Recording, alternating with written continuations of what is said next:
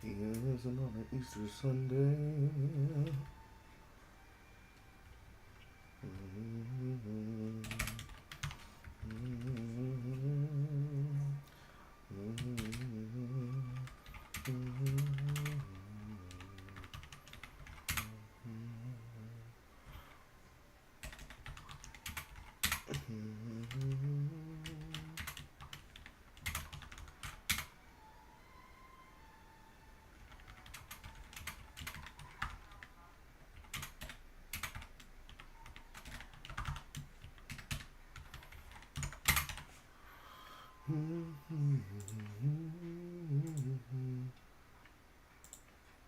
How my night was long because somebody doesn't know how to go to bed on time. And it is not me. Just not me. Just not me.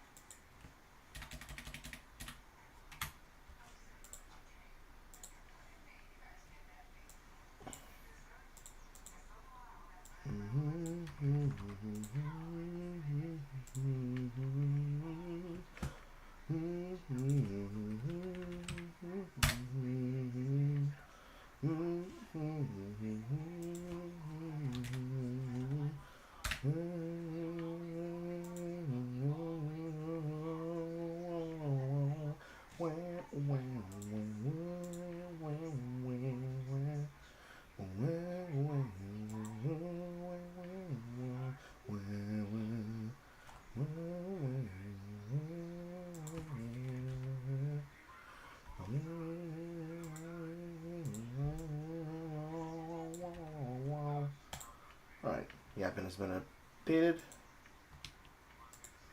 We should be good for now. Type in on the Twitch side.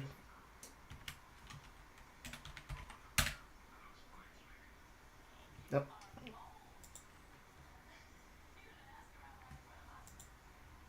I mean, it is what it is, bro. Doing my job feels like an adult child being responsible for caring for a parent. So, in many ways, the roles have reversed, but they haven't. So when she refuses to sleep, I don't get to sleep. Originally, my insomnia was born out of a survival instinct to make sure that I remain untouched at night. Now it is a response of being kept awake. Somebody else cannot go to bed on time, which is insidious, to say the least. It is what it is, though. That picture did not change the way that I wanted it to.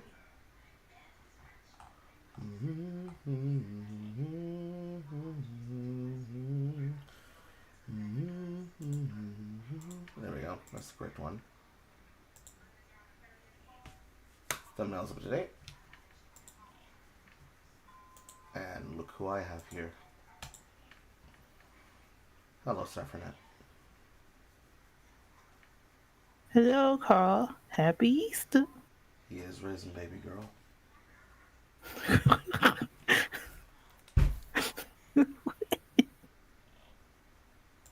How are you today?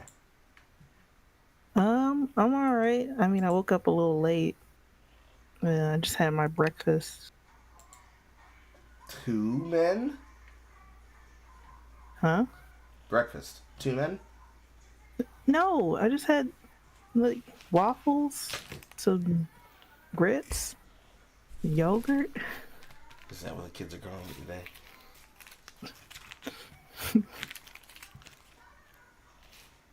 Oh, well, that's good. Good to hear. Anything particular you wanted to bring me today? Um, uh, I don't know. It's been a minute. I mean, I saw the IDUPS thing, and that was ridiculous. Did you want to talk about that? Not really.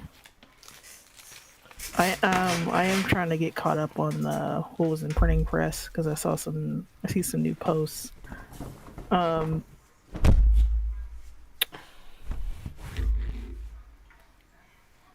I want to know, what are your thoughts on that on Marvel bringing back the swimsuit special? Desperation. Desperation, a sign of the times.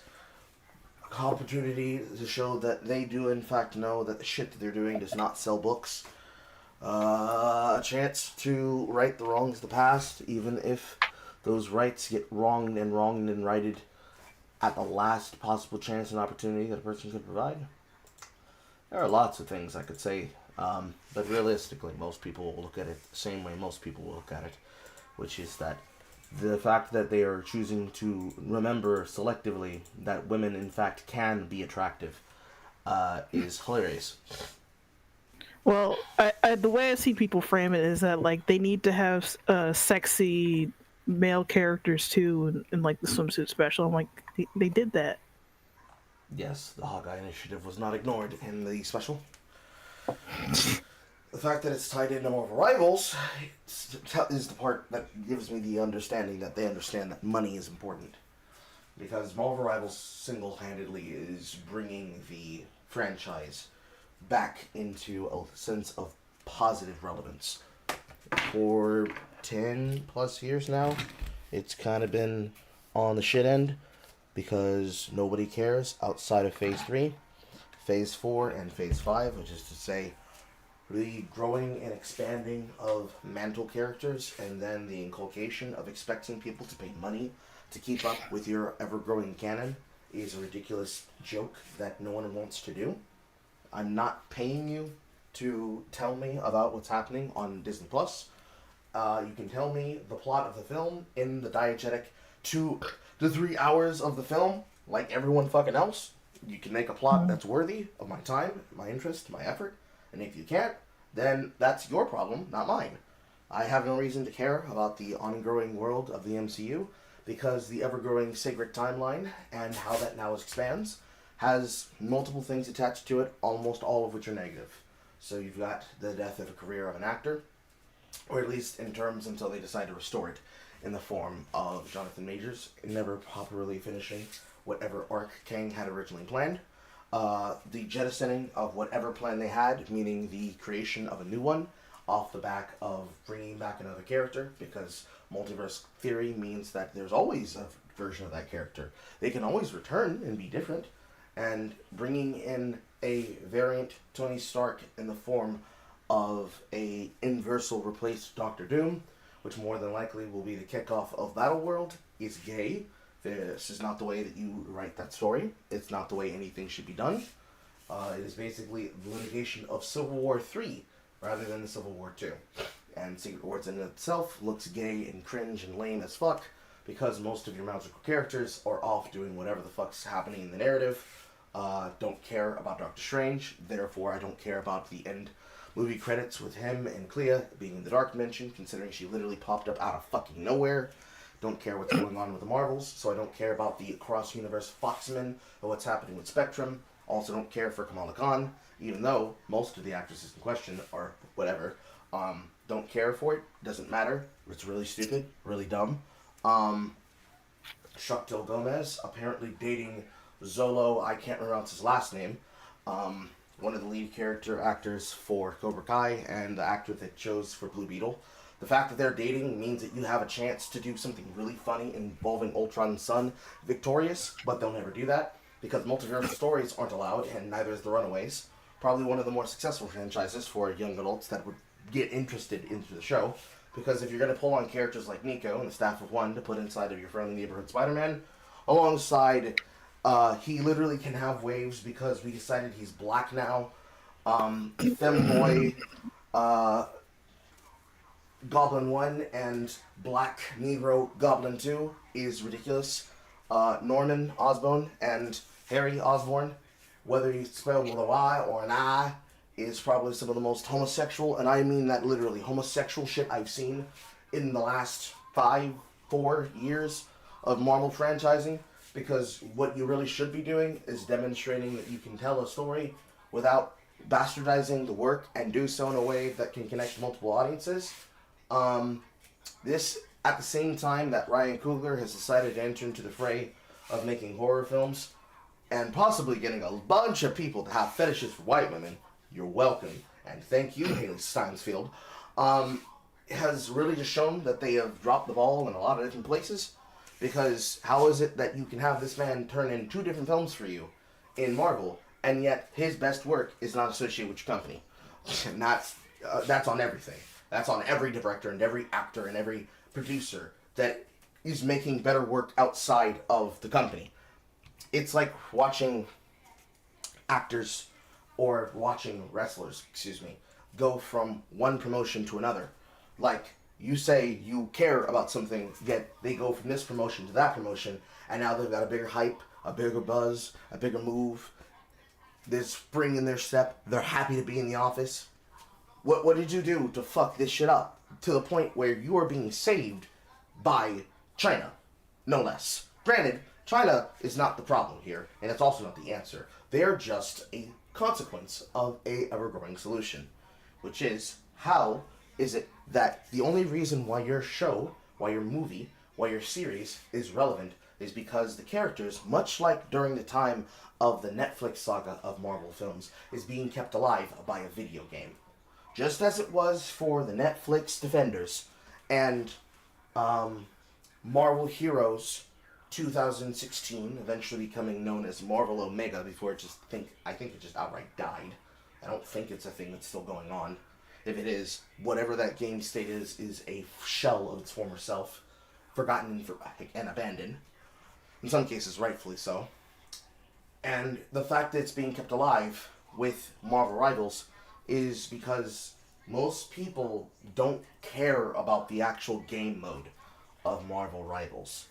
They don't understand how powerful the platform is. Now, most people go there because, hey, I want to have an alternative to having my content on camera. I want to truthfully say that I can get involved and have this never-ending process that exists for reasons. It gives me the ability to be caring about this character. Ooh, they added a new character that has a comic background. Ooh, they added 4 comic character accurate background skins. Ooh, they've got lore accurate interactions between other characters that have been added. Ooh, they've got hinted in tie-ins with other characters. Ooh. But instead of, damn, this will get us to finally do these characters right, It is instead non-stop effervescent gooning. And now non-stop effervescent gooning is then not even being monetized by Marvel directly. Until now. Oh, these women exist in Marvel Rivals? I guess we'll do a cover involving those characters. We'll even have ones involving characters that are fan favorites. Jester Bell and single player Carl Rejoice. Finally, Rouge and Gambit. Oh yes, and Psylocke too. Get Cyclops in there with that X-Speedo. Yes sir. Yes sir. All this skin from all these females. And more than just the blondes, but also redheads too. Like Black Widow. But they ain't finna have a single bit of fucking representation on the whole goddamn company. Because they really don't get it. Because EXO understands. You had the balls in your court. Home field advantage. All the time. All the money. All the opportunity in the world. And you are letting these niggas on your goddamn pockets! Reach into your pants and take the money out of your pockets! Now you give a shit? Now you understand how important it is? They still don't get it. That's how bad it is. They still don't understand how bad they have it and how bad they really are down bad. You fumble some of the most charismatic actors, developmental and skilled actors, and yet the best you can do is sexy comic book covers. Where's video games? Where's the tie-ins? Where's the special promotional events? Where's the series featuring characters people actually want to see? Non-existent. It's crapshoot. It's fucking crapshoot. It's a bold strategy, Cotton. We don't see if it's gonna make you start picking cotton. It's crazy. It's crazy, crazy, crazy, crazy, crazy. They have no one, again, like always, to blame but them fucking selves. They have no one to blame but themselves. It is probably the most annoying experience to watch as a person who can even be a tangential fan of certain characters, let alone be fans of Marvel itself. I neglected to set your timer, but you know what? We're going to just give up those minutes to the ecumenical times of politics. Regardless, my final word on it is like, this could be a lot better. Obviously. It can always be a lot better. But, you know, maybe it'll finally catch fire this time. And they'll realize, oh shit, we're sitting on a gold mine. All we literally have to do is just make Marvel Heroes or Marvel's Ultimate Alliance 4. And don't make Marvel's Avengers featuring Kamala Khan as the main character. Even though it could have been fucking interesting and fun, do not do a DLC spinoff of Midnight Suns, even though I'm pretty sure that game is done and dusted. Just make new properties. Do an update to X-Men Legends if you have to. Make X-Men Legends 3. Bring these actors and these characters to portray these actors to the main fucking stage. And maybe we'll get another Marvel vs. Capcom game that's decent. Maybe. I don't know. I don't know about that. I do not want a single bit of success to come to the FGC. They deserve nothing. None of us have forgotten this conversation that has been going on concerning Hack's money. We are very aware of the fact that these motherfuckers would rather fake the funk and hide instead of just take accountability for their actions. Fuck all of them in rotation, and maybe I just want to play video games, my guy. I mean, the FGC doesn't deserve shit. Playing video games is not the problem. The fighting game community does not deserve any fucking opportunities off of the back of how they have shown that Smash cannot handle themselves. Granted, the entire thing itself is one thing entirely, but the players themselves not being able to put down motherfuckers like Levin and others responsible for the suicide attempt, the failure, and then eventually the rotting death of Hack's money on his deathbed. A man who just wanted to fucking run them hands in them pockets and friendlies in Melee is beyond cancerous. And as far as I see it, as a tier 1, tier 2, and even tier 3 esport, most of the FGC is useless. It's useless. It's the same thing as looking at Riot Games right now trying to break in with 2XKL. They don't need to. I already saw most of the promotional streams being done by people like Maximilian Dude.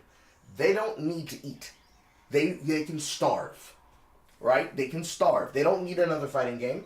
They already have the Marvel Fighting Classic. They already have all of the games they could ever want to play on that emulation set. Multiple of them.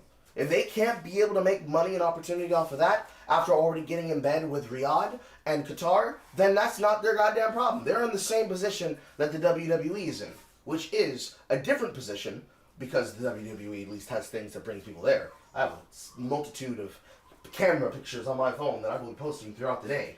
But they have things like actually attractive men and women to entertain people. What does esport have?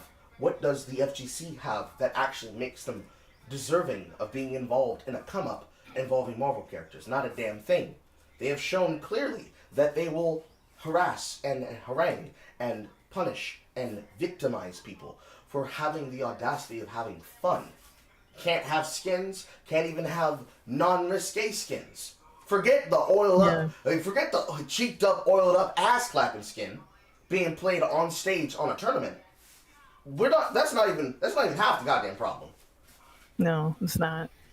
Tournaments in countries where people who love differently and think differently, getting free gravity lessons off of buildings is never going away. You want to get in bed with people that believe that you are easy and stupid, that they can be able to terrorize the people in their country because you're willing to give up your core value of decency, humanity, and civility because the Scouty Prince handed you a bunch of fucking money. And that gets you in your morals to say, yeah, even though this is a fucked up thing, I want to be a part of the tournament. Even though this is a fucked up thing, I want to pay out. Even though this is a fucked up thing, I believe that us putting together a team means we have to go where the tournaments are. At the end of the day, it's the same shit.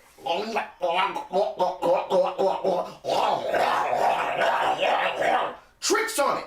Doing tricks on it. Doing tricks on it. They never stop doing tricks on it. Like, the least of your concerns is what the FGC furries are doing. The entire FGC, the entire fighting game community, every single team, every organization, every organizer, every owner that owns a team has to suck dick in order to play the games they claim they love. But they don't even have the passion to be able to understand how fucked things are because the money's blinded them to the point where you've got people hearing Technicals give his eulogy.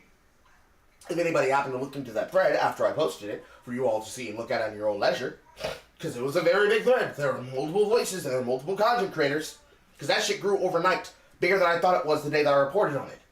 You've got people sitting there actively saying, what does Technicals know about this? Despite the fact that the story of Hack's Money was open air in public. People were willing to watch this man fucking die before saying, you know what, I think it was probably wrong what they did to him.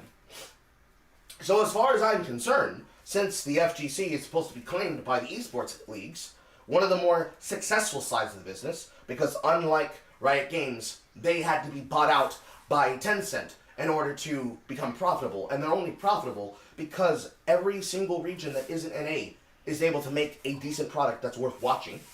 You have a company where your main game product is being controlled by a power user who can't give respect to the fucking players in the player base, to the point that he'll harass random people, but when he harasses a streamer, that's what makes freaks quit off the internet. Oh man, I'm being toxic in a way that I can't be able to cover up anymore, and we can't be able to hide the threads and hide our social struggle events. I guess I'm just gonna disappear and remove myself from the incontinence of the game, while I ruin the game with my concerns. That's horrible. Then you got mommy and daddy fucking Valorant telling you gotta communicate properly with people. Meanwhile, content creators are actively demonstrating that they will try to bait bad reactions and then try to clout shark on Twitter, only to get exposed by community notes. Because the Bird app is the only way people get kept in check and in line when they try to clout shark. Bringing that in with fucking 2XKO, and then also bringing that in with whatever this Riot MMORPG is supposed to be, it doesn't create the core values that I would like to support or represent, let alone the types of people that I would like to support and represent with my money. let alone with my energy. Can't do it. That's just the fighting game scene itself. Esports as a whole, it's all sports wash. I've covered this story multiple times, and I will cover it again if there's an actual update worth giving it text about. But the entire side of the esports industry that has anything to do with video games that could actually understand who wants what and giving them what they want, all of them are in bed with people that would destroy us because we do not believe in the caliphate. So, like, no, they don't deserve money. The opportunity? Fuck no. They don't deserve a come up. What makes them? What would make them think that they deserve to have a fucking come up? Nothing. Because every time something energetic and interesting and new could happen, they kill it. Dead. They deserve what they have made. That's the bed, the flea-ridden, bed-bug-infested bed.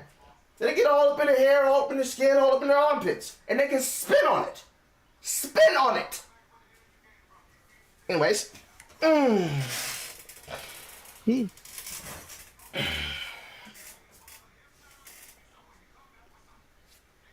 I know it's a little bit hard to follow that. I know it's a little bit hard to follow it. I mean, I understand it. I did watch some of the technicals videos, but I never really been an FGC person.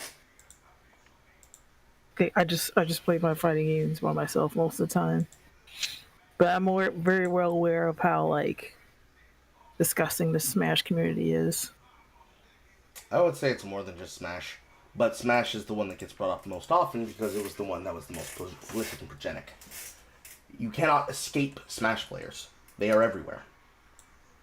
Yet at the same time, as you try to give them the chance to be seen and heard, they create a never-ending problem for themselves and others. Because their involvement with anything or everything comes down to who sees me getting involved with shit right now. They are all attention whores. They kind of have to be. Their game is dead and dying. If they're melee players, their game is already dead and on the outs because they have already been shunned by the entire greater community of players. Fact of the matter. If they are all Smash Ultimate players, their game is done. They will have been abandoned. They will have little to no concern of relevance. And in a few years, they too will go the way of Melee. Because Smash Ultimate should have never been a serious competitive scene. Because it has the cantankerous and cancerous beginnings of Melee. Sure, you have changed the game so that new people can come. It's not going to have the Melee problem. But you still have the internal toxicity. It's always going to have the internal toxicity. Mm-hmm. Like, all of the fighting games are only usually better based on patches and updates. So this means money. For the people who are willing to spend their money and pay their money to get involved with the community and then keep a hand up with it. It's really, really, really, really, really, really, really, really hard. Because you have to make a argument as to why they deserve to have relevance more than just, I like the game. Because sure, you can like the game. And for every low tier god, there's like 25 transgender units that are even more bigoted, toxic, harassatory, and cancerous than Avalon could ever be as a character, let alone as a person. Like, there's an argument that there are more relevant people inside of other spheres of influence, and there are better content creators, relatively speaking, that deserve more opportunities than a FGC player. There's an actual argument where you could say that the Pig Roach himself, DSP, deserves to have more opportunities than the Smash community alone, let alone the Smash Ultimate community alone, let alone the FGC alone.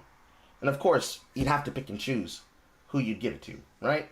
If you give it to somebody like, say, Marlon Pie, IFC Yipes, Justin Wong, Daigo Umehara, or even Max Dude, Maximilian, and others like them, can actually be able to do something useful with it. But the problem is, at the end of the day, any kind of DLC tie-in, any kind of, like, mercenary pack push. They can't do what, say, the Twitch streamers, and by Twitch I mean Twitch shooters, could do. But that's assuming that you're talking about people like, say, Nick Merckx. The relevant part of that is the same way that it was during the situation involving the drama around Dr. Disrespect. Or Nick Merckx saying, hey, yo, take my fucking back off. No, leave the kids alone. I don't give a fuck. This shit ain't nothing to me, man. I don't need this money. There's not a single person in the FGC that could be able to let go of the honeypot. All of their fists are getting stuck in the tree. Then bringing people into that scene, you're risking corrupting them the same way the rest of them have been corrupted. Because since it's all a clout shoot, it all goes into one fucking place, which is ego. It's not made better by Twitter, because of course all of this drama, of course, proliferates on Twitter, and probably Blue Sky too. Assuming that we all understand that Blue Sky is an alternate reality where the leftists want to convince themselves that they still have a hand on culture, and therefore things will not change, and they therefore will win, and things will be represented the way that they wanted them to be, rather than they're kind of like contained there, and they'll probably get screwed over if something happens. They're already getting screwed over. They're not relevant. They're not relevant whatsoever. None. They are not irrelevant. It is an alternate reality where they want to convince themselves that they are relevant and that they have won. Based on that, and based on their involvement with that, assuming we all understand that to be what Blue Sky is, Blue Sky and Twitter are the places where most of this toxicity comes to fucking roost. Where you are rewarded for being a toxic individual. You are rewarded for clout sharking. Something like getting shadow banned, which should be a punishment for trying to game the system, of trying to gain relevancy and antagonism. Where a person who is being shown as verifiably lying to people and then exposed by community notes, the fucking response that should happen as a platform, let alone as a society, should be literally demoting that person.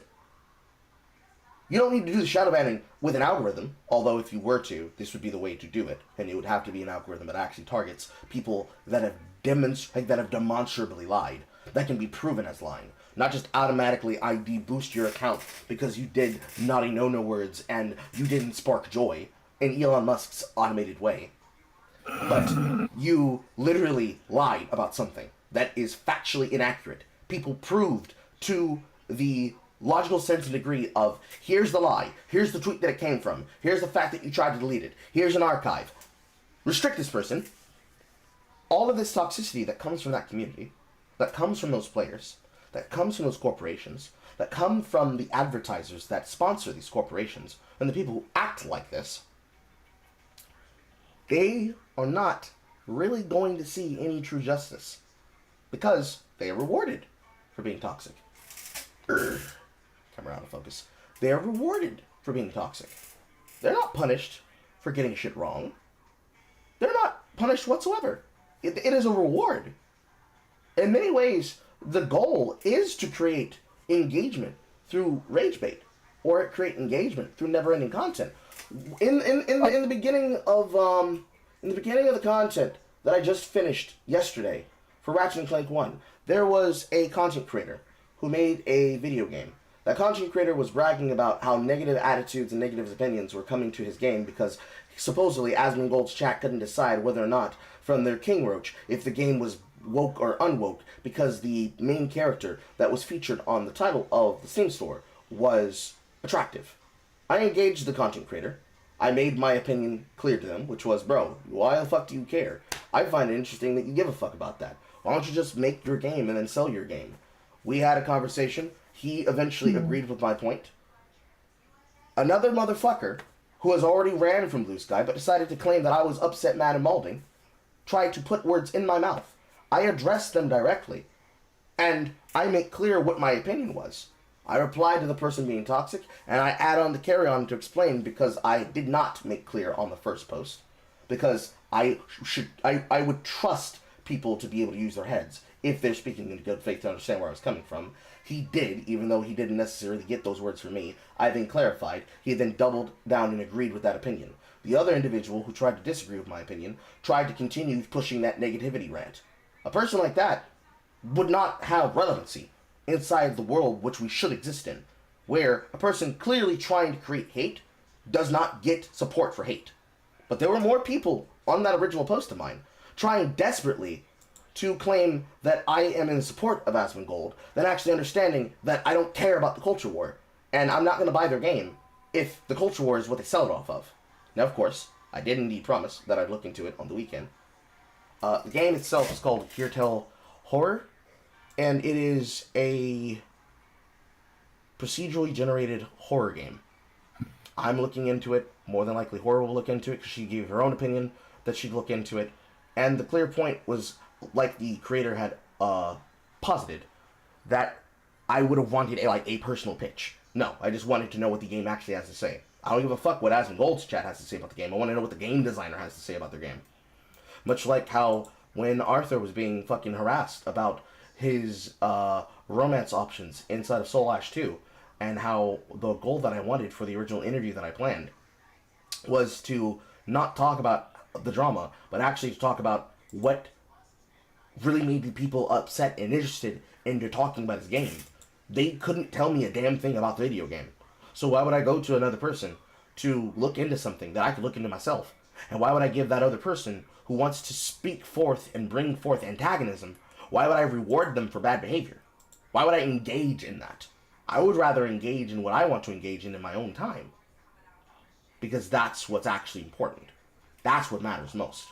Why would I, for example, coming up on the 23rd, where I'm going to be doing this giveaway of the recent Dare Drop rewards that we've accumulated, plus a couple of keys that I'll be buying myself, to add on to what I'll be giving away. Why would I want to engage with somebody who's just going to be the most unbearably annoying people in existence, when I could instead not get engaged in that? Because that's just not relevant. The same way that why would I reward the Smash community? Why would I award the FGC? Why would I award toxic people that are responsible for making toxic outcomes? For reasons that have no goddamn purpose. No matter goddamn what. Let alone the franchises in question and where they currently are now. Especially the ones that want to go the direction of being 2K and where they want you to create a fighter. Like, you want me to... Have you seen that clip? Is like, if I can't win no game where I kill somebody or win a championship, then what's the point? I mean, in one part, they're really asking for the same thing that people are currently malding about inside of Path of Exile 2. What's the point of playing a video game if I don't feel like I'm making any progress in the game? A lot of those streamers jumped ship to go play a different game entirely, to go play Last Epoch. And of course, the reaction stream channels that clip things from content creators, they're just circling around the big names being like, oh my god, this game's so good, I can't believe this game. Ooh, Path of Exile 2, dog shit, poo-poo, poo, patooey, patooey, poo, poo, patooey, patooey. But they can't tell me a single thing about why it's bad. And when they do, it's all the same opinions coming from the same sources and from the same people trying to have an opinion to fucking speak on. It's the most dog shit thing in existence that you could possibly fucking have happen. And it is the most cancerous shit that you can have happen because it happens across entire platforms and across entire spectrums. So you can't fix the problem, because to fix the problem, you have to be able to actually speak on what the problem is. The FGC can't speak on the fact that the reason they have a problem is because they are controlled by money. Right? Games can't speak on the fact that they can't control and fix the problem because they're also controlled by money and also controlled by trying to get people into interest. It took them, I don't even know how many years it took them to come up with the concept of arcane. But relatively speaking, it took them however long it took them to get involved with pastiche to realize, oh shit, we used to be a video game that introduced characters over geopolitical politics. Not because I want there to be a gay black man and he comes from the desert and he has a black lover and his black lover is his ex and they have rough sex in the sand. Also, he has Nantofos that are made out of the regenerating bones of a beast. Like, they're lost. Niggas are lost. Entire companies are lost. So bringing that back to Marvel, which is where we started, I don't want to reward Marvel for what they're doing. I would be more expected to criticize Marvel than reward Marvel, because they don't get it. Most of the people who don't get it, I can cut them off if they don't see it how I see it. That's the energy that people really should be addressing it with. Like, Deadpool versus Wolverine was an opportunity for them to realize, oh shit, there was a lot of broken promises and unspoken opportunities that were just left on the fucking door. How many years has it been now that fucking Mahershala Ali, whatever the fuck his name is, Mahershala Hershey? How long has it been since Mahershala Hershey has been promised to be Blade? And how many fucking writers, how many directors have they gone through with that project being basically put on a permanent backseat? A lot. I don't keep count of that. I mean, the fact that I can't be able to 7 give times. you a fucking number is bad enough itself. Thank you. 7 times, more or less. Not accounting for specifically which one is which. That shit should have already been out. In fact, it should be coming out. It should have been pre-announced and finally finalized and coming out the moment that they teased Dracula in season 2 of the last Marvel Rivals season. But they didn't.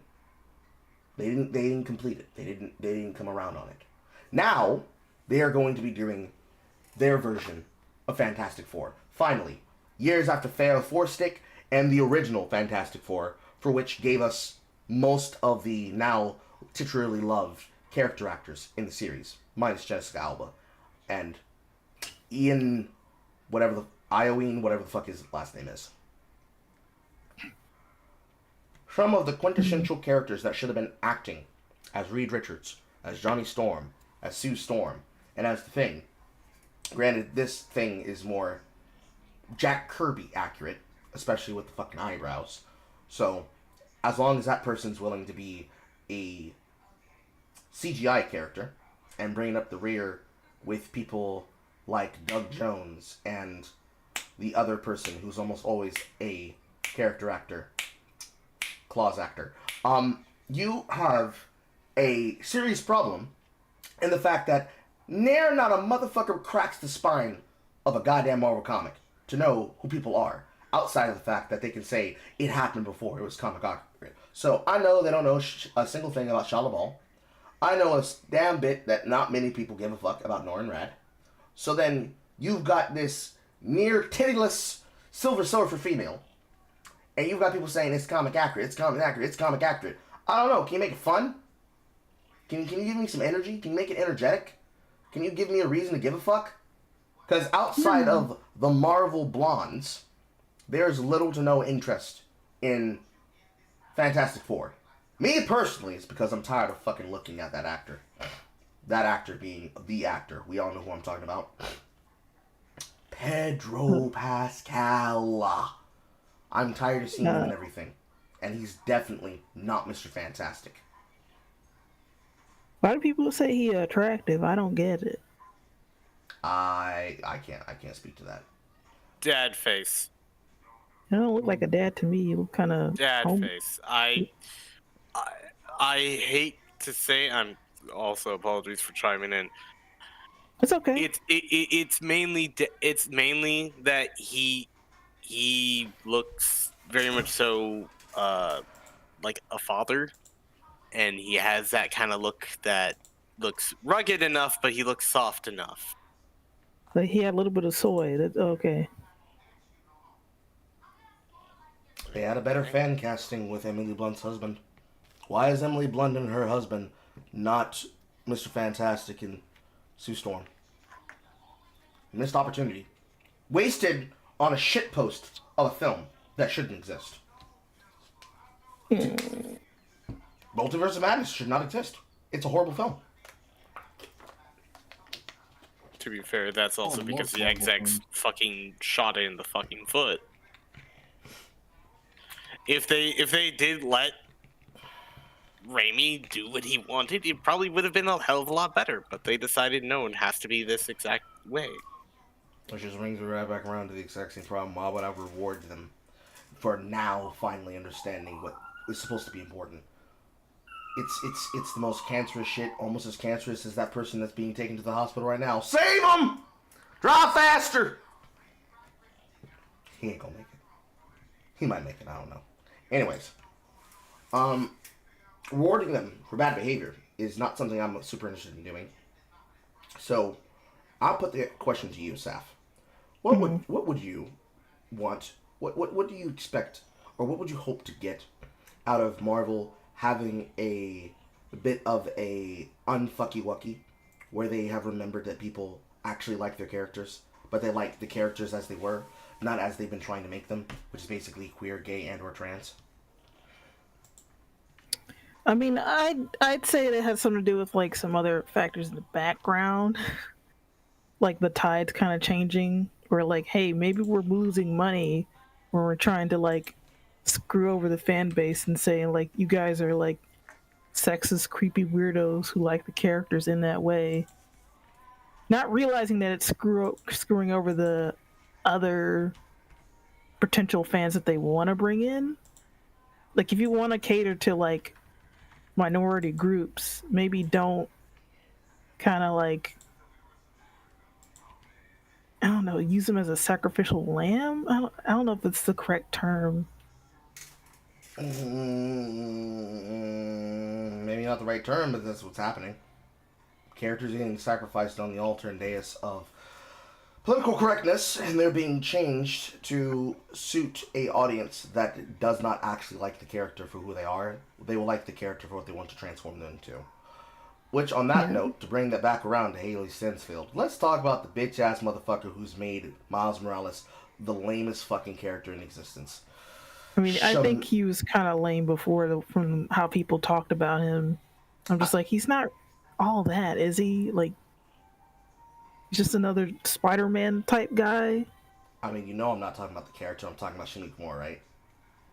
Oh, I'm sorry. I mean, like, you said what you said.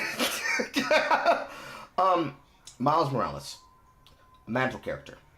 He exists to be a replacement for Spider-Man because Miles Morales isn't Spider-Man. Peter Parker's Spider-Man. But we want to make him into Spider-Man. His worst gimmicks are, hey, look, this guy is just like this guy. If this guy and this guy behave a certain way, this then means this guy and this guy will then get popularity. How do we sell this concept to people? Because they tried it in the comics, doesn't work. Every single time Miles Morales is on camera, it's never Spider-Man. It's always Miles Morales, Spider-Man. He has no personality, he has no character of himself. He's just Black Peter Parker. The only thing about him that is unique is his origin story, which is that he is one part extreme foreigner, one part black. Extreme foreigner basically means somehow he is Mexican, he's Dominican, he's Puerto Rican, he's Caribbean Islander, he's whatever other half people want to spin as whatever his mother is, and black police officer at the same time. That they call it Afro Latino. Correct. Is that what they call him? Correct. So he becomes this Afro Latino individual. And the only thing about him that is interesting is this character's backstory was his dad is a police officer. He potentially gets killed in the line of fire, and him and his mother are the only thing that are left there. That gives him the tie-in to being like Spider-Man through the canon. But even through the shitposters that are the creators of this series, they wanted to make a 3-part film series where they try to shit on the concept of the canon. Because, oh my god, you guys just won't let this character be a character. It's because he's not fucking Spider-Man. He's Miles Morales. Give him a different origin story that makes him his own character. And then give him his own goddamn title where you do not call him fucking Spider-Man. You call him something like Spidey. I don't care what you call him. I don't care if you call him Spin. I don't care if you call him Spidey. I don't care if you decide to call him the same thing that they chose to name the character for Penny Parker's goddamn mobile suit and Rivals. Call him something other than fucking Spider-Man, because he's not Spider-Man.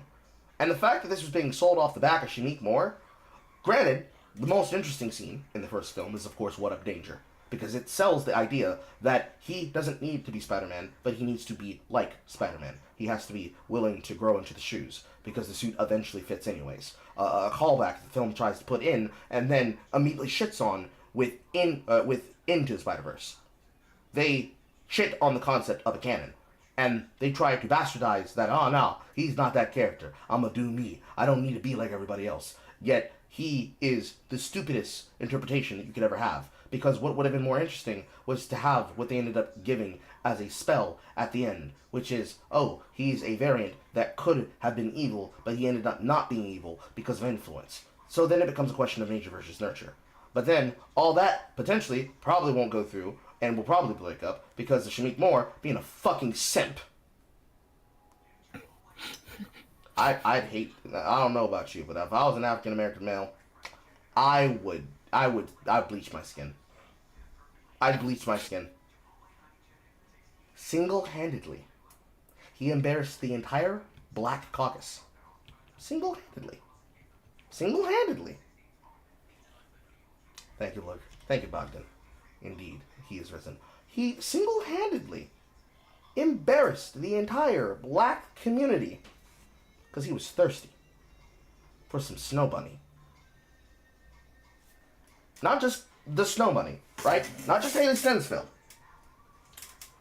Tries to hit up Haley. She says, I'm married. Tries to hit up a black woman after it to cope. She says, you are lame and a goofy and I don't like you. And this motherfucker starts posting like an incel.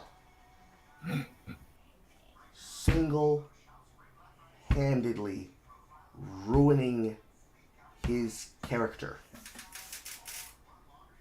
Unironically, could have possibly caused a Woody's Roundup.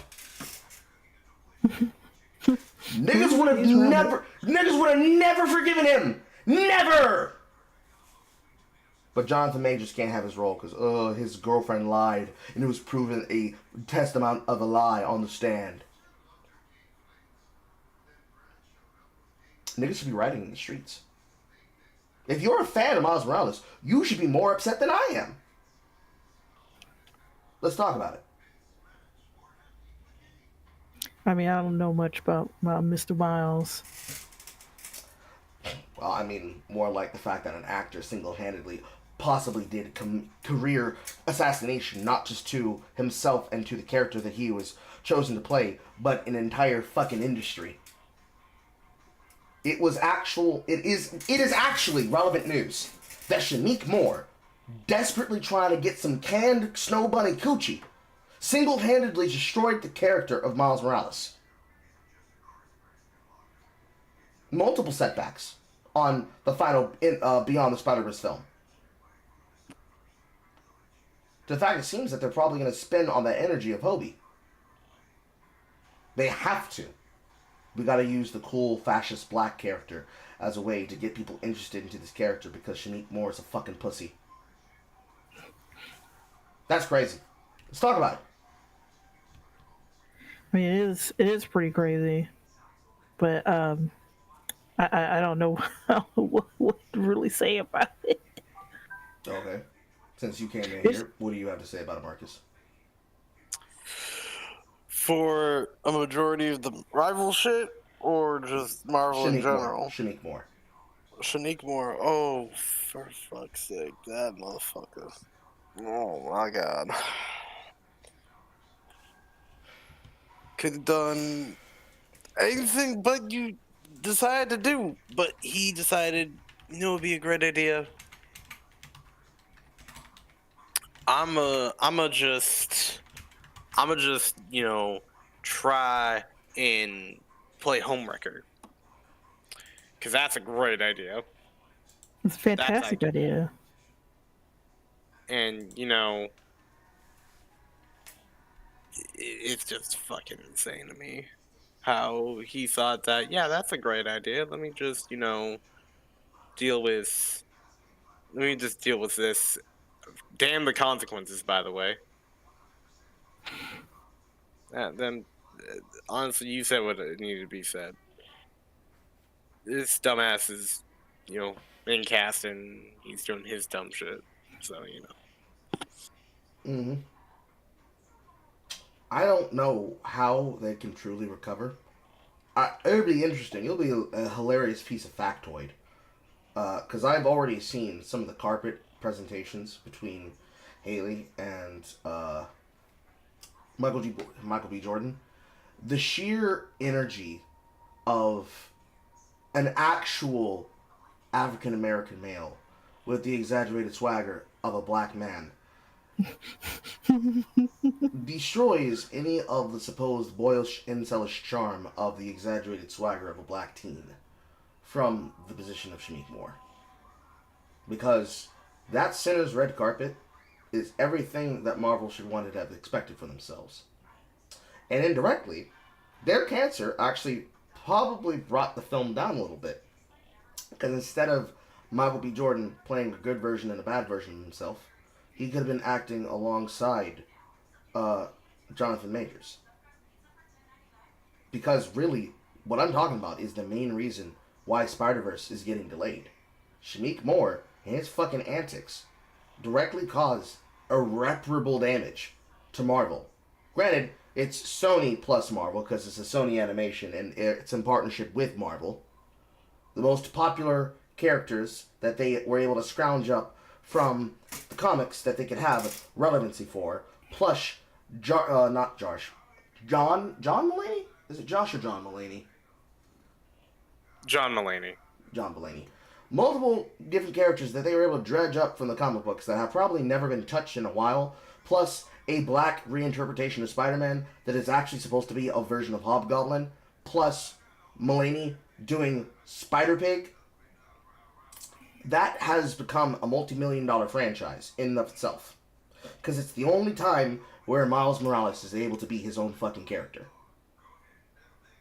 And instead of forcing and pressing the issue, they instead let the story be, look, I don't know who I'm supposed to be. I was rescued by this version of Peter Parker, and now I know that I'm holding the mantle of something that I don't think I can grow into. And that evolves into people becoming a fan of a character that every time he's introduced, he's always introduced as somebody who's unsure of himself and has no skill whatsoever. Effectively, a damsel and a plot point between Captain America and Captain Marvel. Then he evolves, and he becomes his own character, alongside a version of Spider-Gwen, played by an actress that can call me a slur. I don't care. She can call me a slur. She can call me every slur. I will give her a handbook of invented words, and I will just sit there with an audiobook microphone on my ear. What's that about? What do you mean, what's that about? Have you not seen Sinners? No, I haven't. Watch Sinners. Pirate it. Pirate Sinners. Pirate Sinners. And listen to the words roll off of Haley Sensel's tongue like molasses.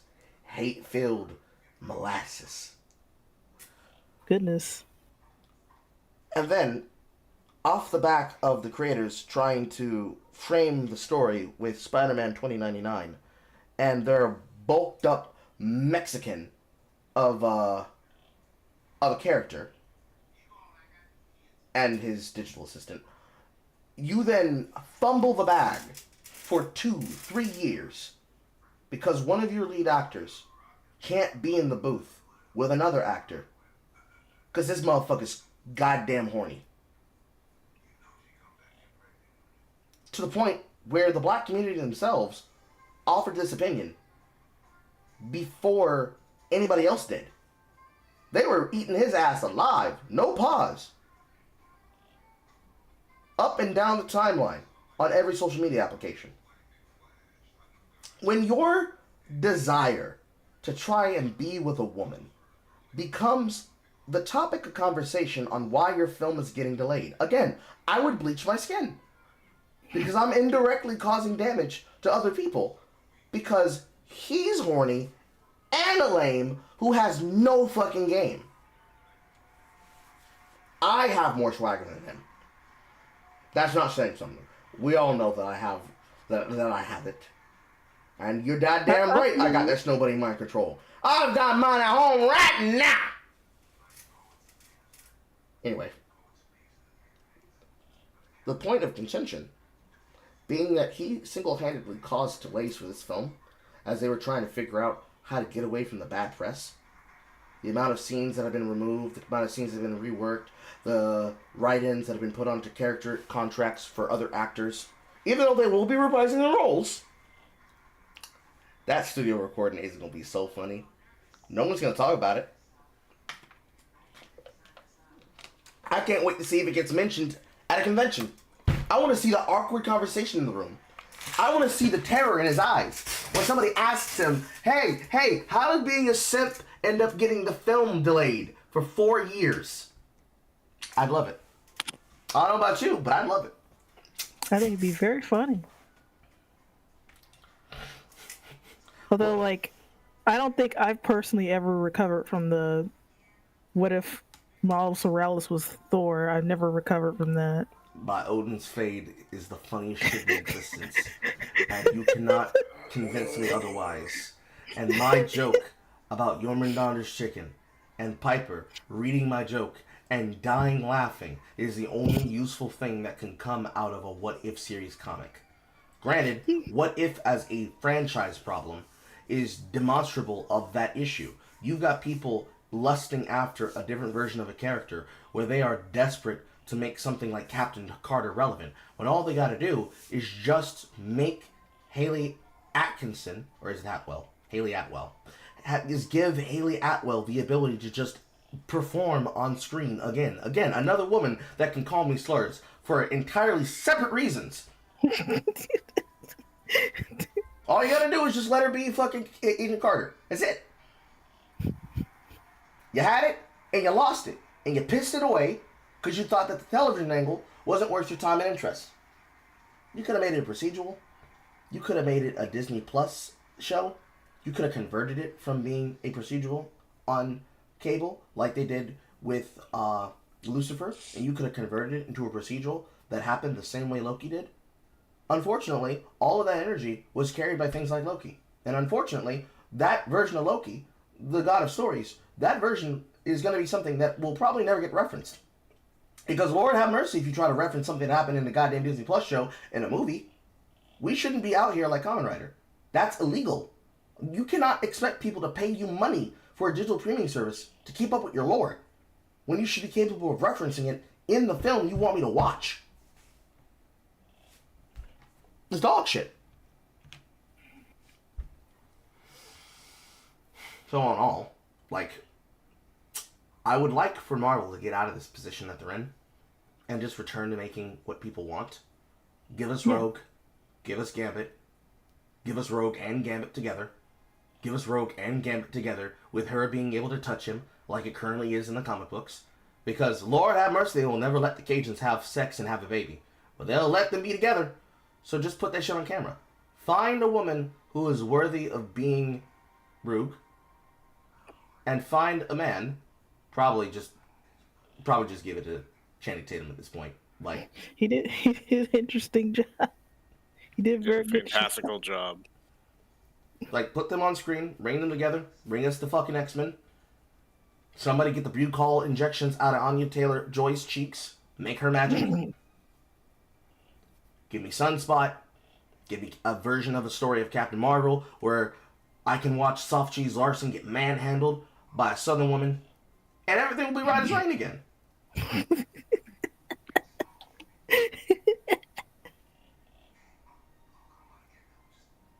Anywho, anything else you wanted to bring up, Saffronet?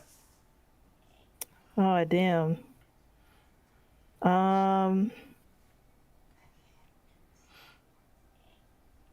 What was the? I have to look at my Twitter right quick. I apologize. Hold on.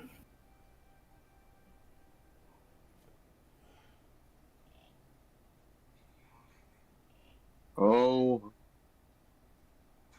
She still technically has another 12 minutes because I didn't start the timer on Time Horror. Don't worry, I'm keeping track of it. Left. If you don't have anything else, it's okay. You can just simply be able to peace out from there, Saffronet. There was that. I saw it in there, but it was like that fucking Deltarune not safe for work drama. I'm like, I don't know about all that, and I'm also not necessarily caring about. Well, that's something to look back once Switch 2 releases. No. They were breaking up with someone over porn of the fictional characters. That's not relevant. That guy's fucking crazy. Yeah, that. I mean, I've seen this kind of delusion even back during Tumblr, where like they would do these extensive call out posts saying that they drew porn of this character. This character's underage and they're a pro shipper, and they have like fucked up morals. I'm like, you put all of that on screen for the internet to see, and you're saying this other person is the immoral one. I mean, the problem Get here out of is, here. I mean, the problem there is that that person is insane because that's their fucking partner that they're talking about. Yeah.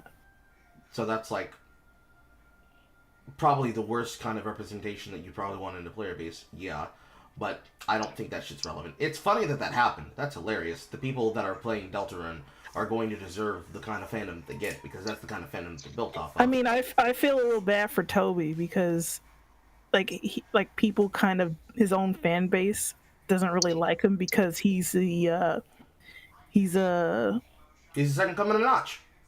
no he's a gooner. That's what I said. He's the second coming of Notch. He has his own opinions. He likes people. He likes women. He likes men. He likes women and men. And he likes women and men different from the way his fan base does. So they hate him. They love his work, but they hate his personality and his ideas and his creations. So they hate everything that he produces. They hate everything about him other than his work. He's a goon. What's that about Toby Fox? That his fan base hates him. Don't worry about it. We can get into it during your time. Anywho. I mean, people were saying that. Well, I think he said something along the lines of like he enjoyed playing Arrowgay. What? Nothing. He enjoyed playing Arrowgay, and I've seen people say that Undertale might have been inspired from Monster Girl Quest, among other things. I don't know all that, but I do find that that particular happenstance is funny simply because other people started having the correct reaction after they realized, oh wait, why would we care about this person and how they behaved when this is actually a sign of how crazy we are? Damn, I can't believe we got that bad. At least they figured the fuck out. And also to address the question in chat, what about Cloaking a Dagger? There is a channel called Freeform. I want you to look up the most recent Marvel editions. One of them is Cloak and Dagger. Another one is The Runaways. I want you to watch those two shows, Alex. And then consider what you're asking for after you've watched those two shows.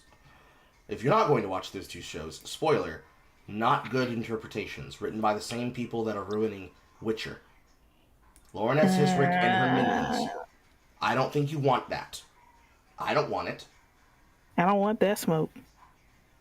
Can Addy get his hands on Deltarune and Miles so he can ruin it? No, no. Pip, don't be so salacious. Anyways. Do you have I actually like Undertale. Like I like the games. I think the games are fun. What? I couldn't hear you. You cut out. She likes Undertale. She thinks the games are fun. What was it again? I said I like Undertale. I think the games are fun, despite the fandom acting like that. So everyone can hear my clapping, right? No. No, nobody can hear me clapping. I can hear your voice, but I can't hear you clapping. When he was saying that multiple times, I thought he couldn't be able to hear me.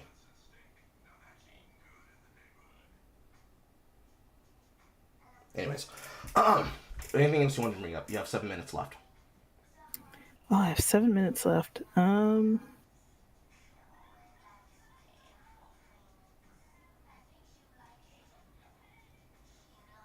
I think there was something I did want to bring up.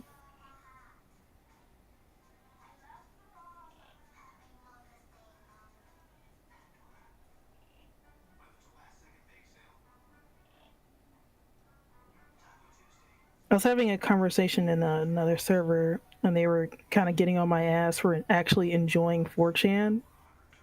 And I had to explain to them there's multiple boards on there. The ones I like visiting were like the BG threads and A, which is the anime board.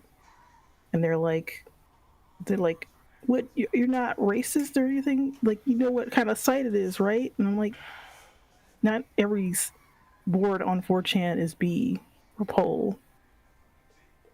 I mean, considering that B is, well, the entire site itself has been down and exposed as effectively what we always knew it was, which is a honeypot, and the actual immediate reaction that it's had on Twitter, where clout sharking accounts have run out of material to the point that they are posting SpongeBob reaction gifs because they have Yep, no I fucking saw 4chan that. screenshots to go off of.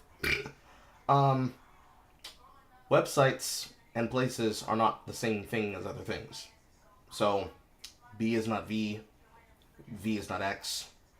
The original form that they brought back during the time of Gamergate that was probably removed is not any of the other parts of the website.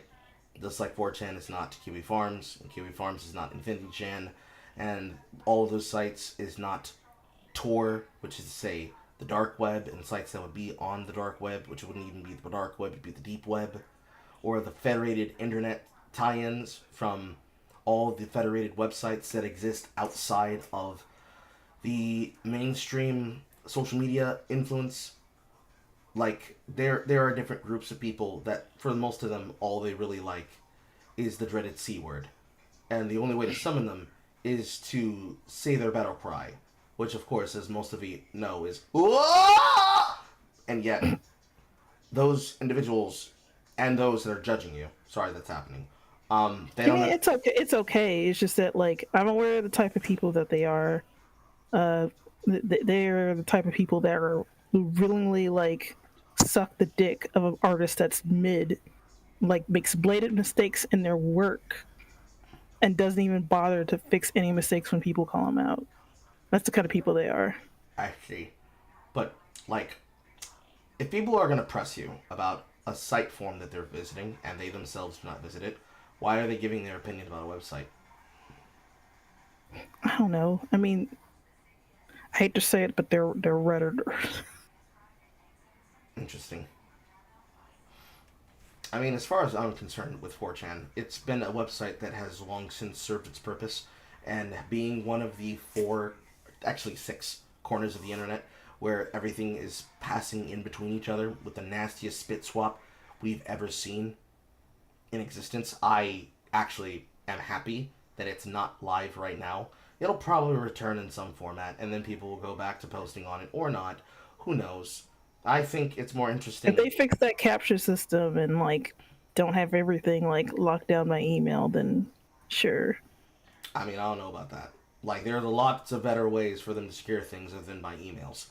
But the actual nature of the site is something that is necessary. The site itself is not necessary. The nature of the site and what it provided was necessary, which was the immediate response of here's an opinion and here's the fact that we can know who's giving this opinion. Most of the most relevant things that happened on 4chan was about people's viewpoints being seen for what it is, which is basically, and I'm sorry to say it for people who don't want to admit it, was an opposite of Tumblr. Where Yeah. Tumblr wants to have your identity tied to the opinion that you're giving, and whether or not your opinion is liked by the people of Tumblr or not, your opinion is tied to your name. I've seen multiple inputs from Jay on her own Twitter cross her own Tumblr, where people will harass her about the same opinion she's having on Tumblr as she's having on Twitter, but for entirely different reasons. Versus Yeah.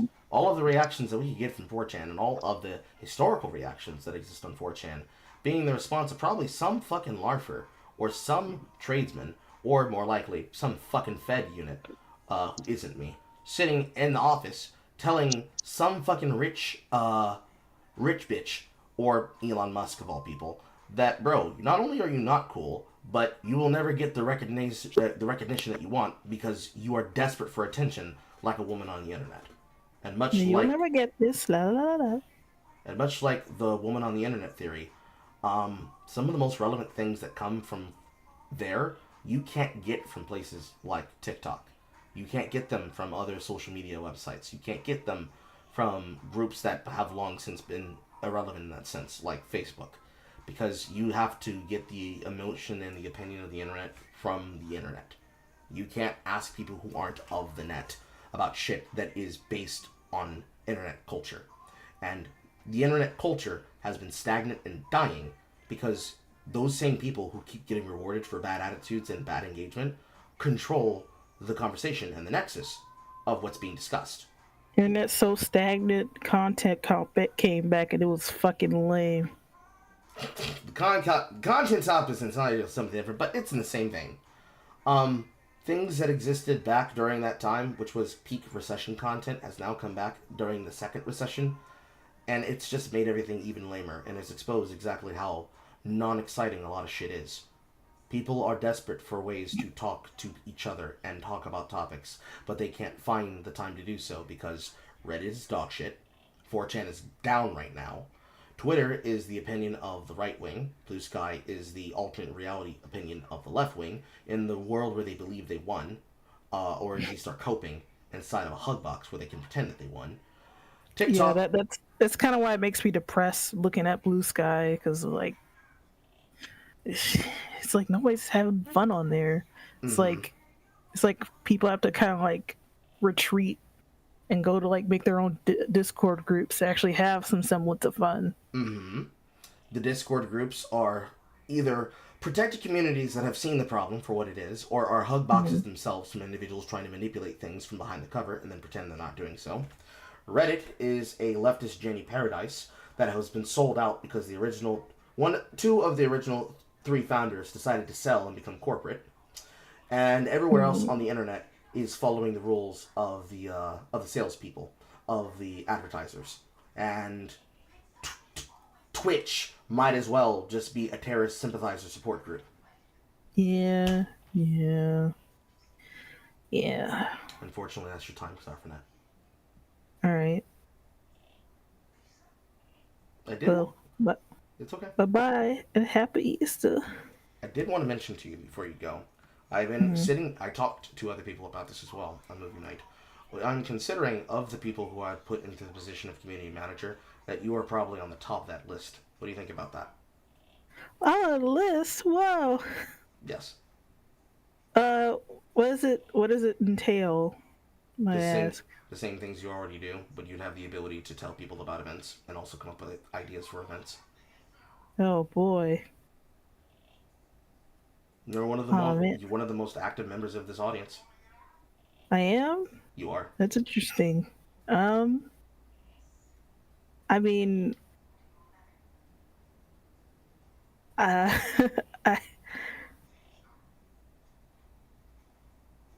don't know what events I can organize really, because like can you give an example? Like being able to host different dates for movie nights that are not specific to the 15th and the last month of the last day of the month, and things like that. Oh, It's nothing you need to think of immediately. If anything, I just wanted to know. Hey, the Carl. concept. I know. okay. You should talk about this off stream. Don't talk about this on stream. You're putting her on the spot in front of everybody. I'm not trying to put her on the spot. Just wanted to let her know. I'm fine, horror. It's just that I was a little surprised by it. I do suggest taking this off the. If you want to talk to other people about it, do it off stream. Just a suggestion. Thank you. Your opinion is appreciated. All right.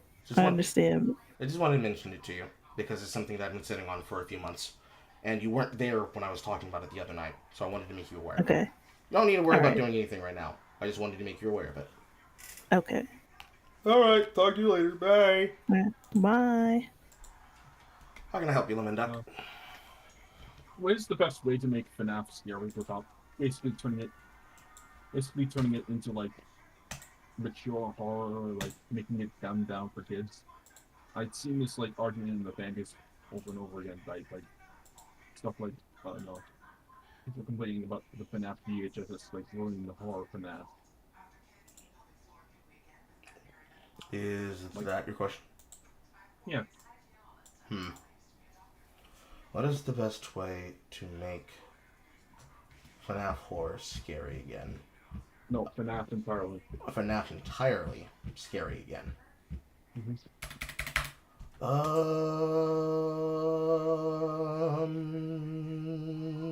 That depends. What kind of horror game are you trying to create?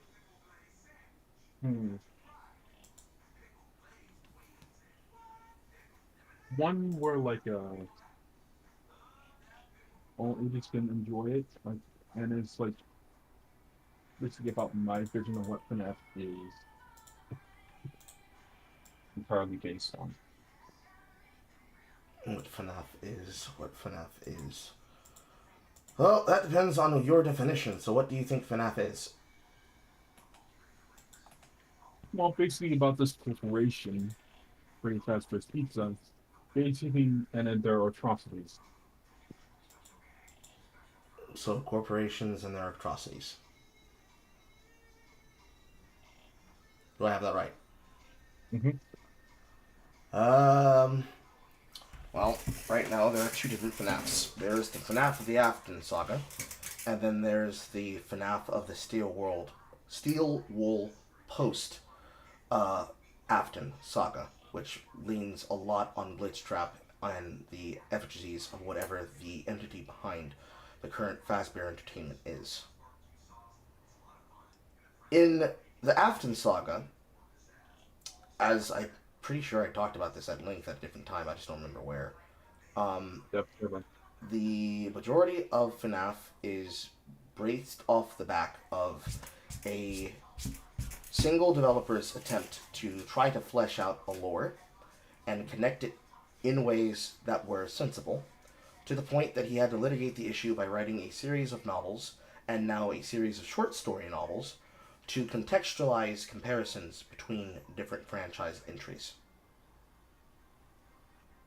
So, the Silver Eyes novels were a creation that he created to parallel actions and concepts in the video games, to flesh them out so that you had an idea of the framework that he was working from.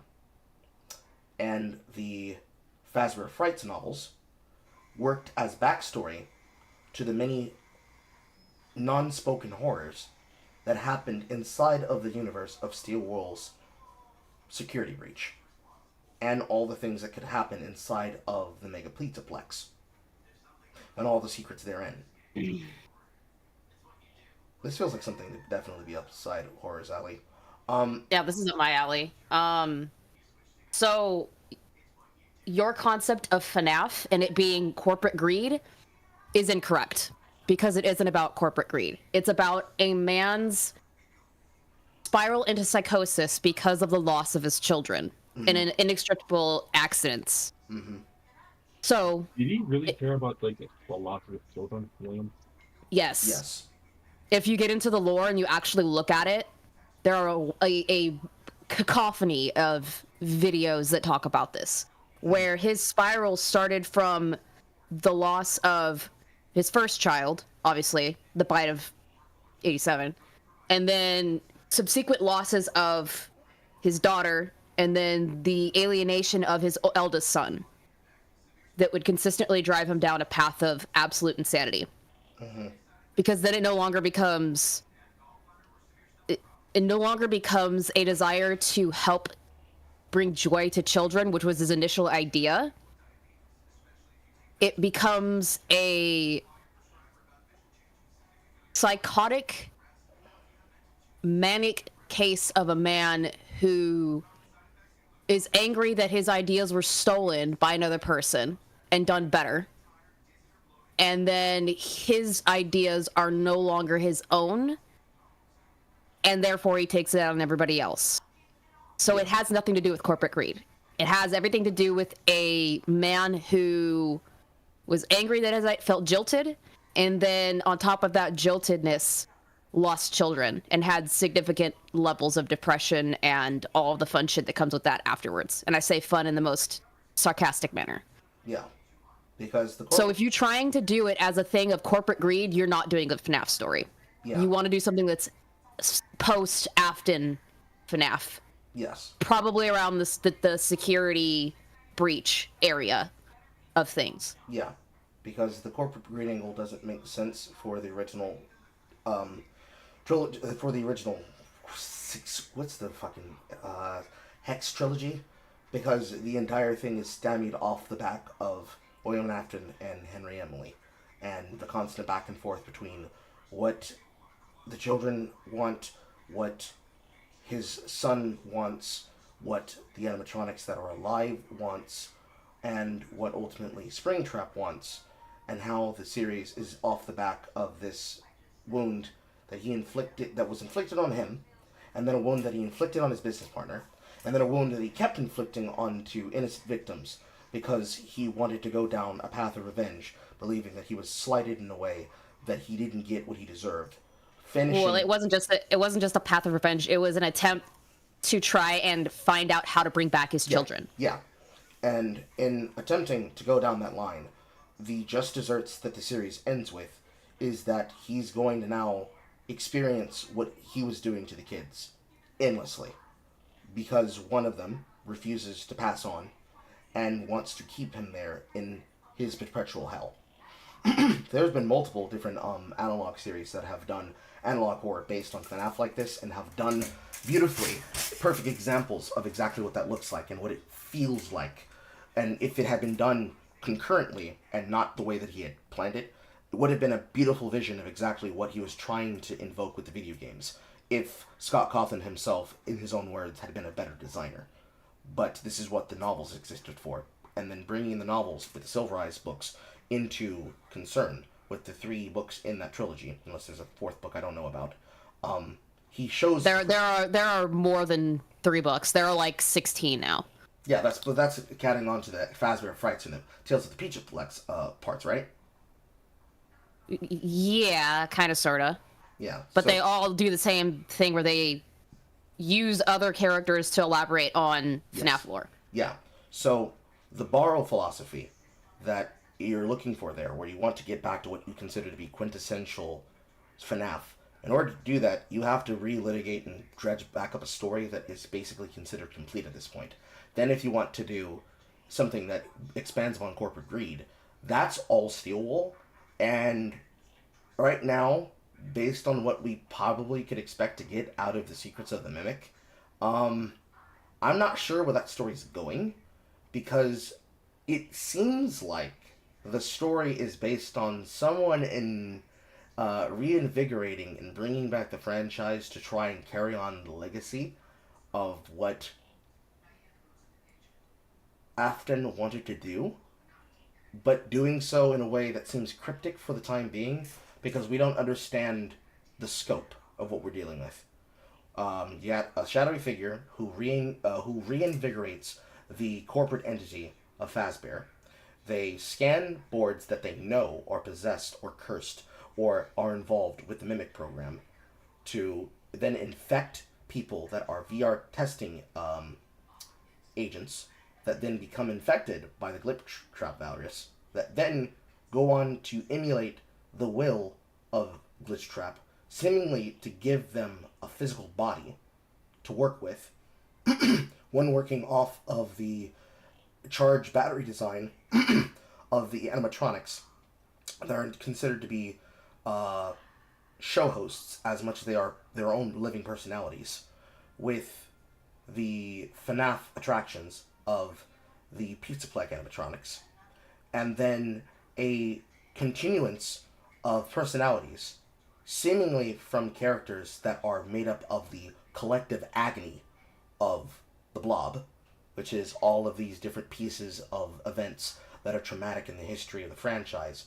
collected as a form of an archaic museum in the Pizzaplex that we know has to be agony, because if it wasn't agony, for example, the puppet's mask, which is inside of the Blob, would have shrieks and tears on its face, which was a sign of the possession from, not Elizabeth, but Charlotte. But the spirit of Charlotte is not there. Assuming that it does not involve the spirit of Cassidy, which is the one you should not have killed from Ultimate Custom Night, we have to assume that it must be the agony, as this is something that will then be clarified throughout the Fazbear Frights books, building on concepts such as the Stith Reach, which then build on the concepts of agony, as well as remnant, and so on and so on. I'm not sure where the corporate greed angle would go, because then my question is, what are you trying to? Are you trying to make like a game, or are you trying to make an analog horror series? What is the why are you asking the question to begin with? Or are you just hypothesizing? somewhat thinking of a project to make, but I don't usually know how to Give me a make second, it. I'll be right back. You sound very drowned out. I don't know if it's just me, but I can barely Oh understand wait, you. my mic is like. There you go. Okay, can you repeat that, please? It's certainly one of my attempts to like do different types of horror with like FNAF and its characters. And, like Okay, so to see how they would do like different scenarios. so if you wanted to do like an alternative timeline, that could be very easily done.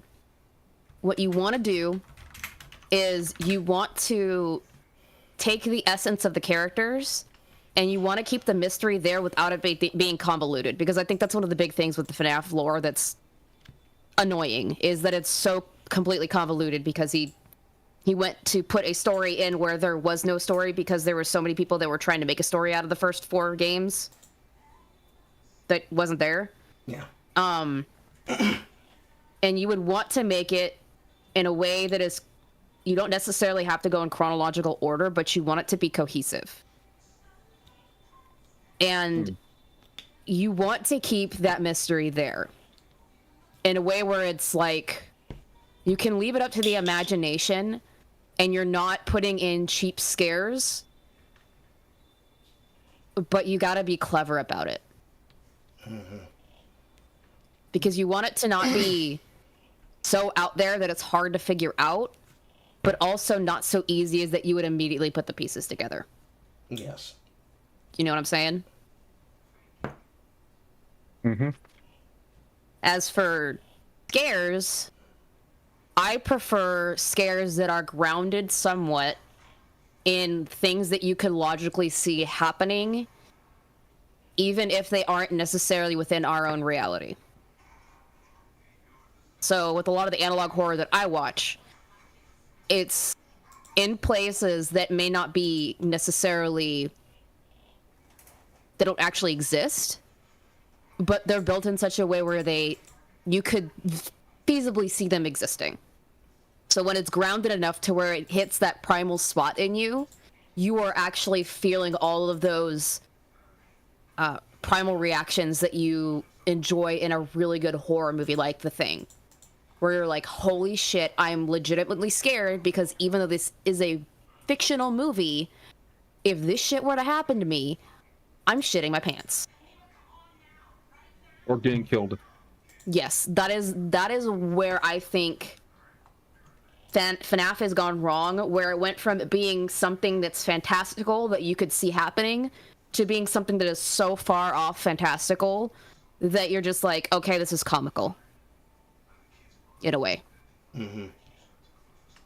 So that's, for me, as a horror fanatic and somebody who really loves analog series and whatnot and horror games, that is my suggestion, because you can have it in that middle ground where it doesn't necessarily have to be for kids, and it doesn't necessarily have to be Terrifier levels of horror. So like family. Yeah.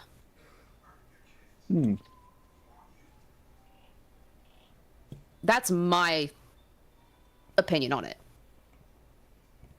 But like I said, I would do that. If you're going to do that, do it in an alternate timeline kind of thing, where you can keep some of the elements of the original story so that the characters are identifiable, but you spin it in a way in your vision of how you see things should go, or how you see how the characters would have played out. That's my suggestion. That's the answer to your question that I have.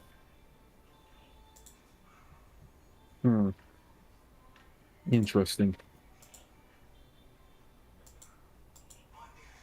I have another question, but I don't think you guys would would necessarily agree with me though.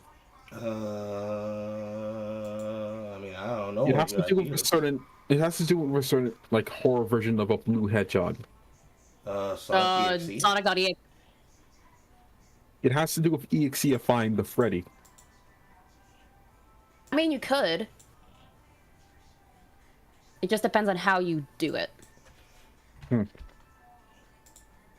Because I see EXE as more of that, a little bit too, and that's because I've seen so many of these, because this is what I do on my channel. It's the fantastical that is comical level of stuff. It's not scary anymore. You can do it. I think that there's a very good way you could do it. But what are you saying that you want to know about our take on doing that? Or how to do that? Or are you saying that you've seen comments about something like that and you're just curious what we think? I had the idea for like an EXE5 version of FNAF for like a long time, and I just wanted to know like how would it go, like in a sense of like in the game, so like in the game universe. It would go like Help Wanted and Help Wanted 2. Yeah. That is probably the closest you could get to that kind of thing. Inherently in that nature. The problem is I'm not sure what parts of Sonic.exe you're trying to play up on. The new current stuff, like PC port, that's coming out. I mean, Sonic.exe one more time? No, that's too edgy. Well, there are different interpretations, and there have been different types of EXE, not accounting for just the original, but then the spin-offs like .i and whatnot. The problem that exists with Sonic.exe is that it has the same problem, and the same problem with its own backstory and lore and believability like that of Jad Usable, which is to talk about Ben Drowned. Do you know about what I'm talking about? I know I've been drowned, yes. Not just Ben Drowned, but the entire Jad Usable saga arc of that ARG. Do you know about the whole thing? No, I heard of it. Okay. So, the whole Ben Drowned arc has to do with a giant ARG he created, and has completed since. That was about the Children of the Moon. Basically, an Ascension cult. And the Ascension cult took a lot of inspiration from other type of ARGs and other types of horror series based on ARGs, which got to the scope of something like, say, the original Slenderman mythos, and multiple series like Marble Hornets, Everyman Hybrid, Dark Side Harvest, Dark Man Harvest, Dark Harvest 00. Dark Harvest 00, You're giving me PTSD flashbacks, Carl. and Tribe 12, where the entire concept started from a haunted Majora's Mask cartridge and evolved into a massive ARG where effectively the soul of a god, or something comparable to a god, was being looked after inside of a physical embodiment of a manipulatable program. So, if, for example, you were to play inside of Ocarina of Time, the Song of Time, this could have a physical effect on the RG where it resets the timer on something, or takes you back in time, or the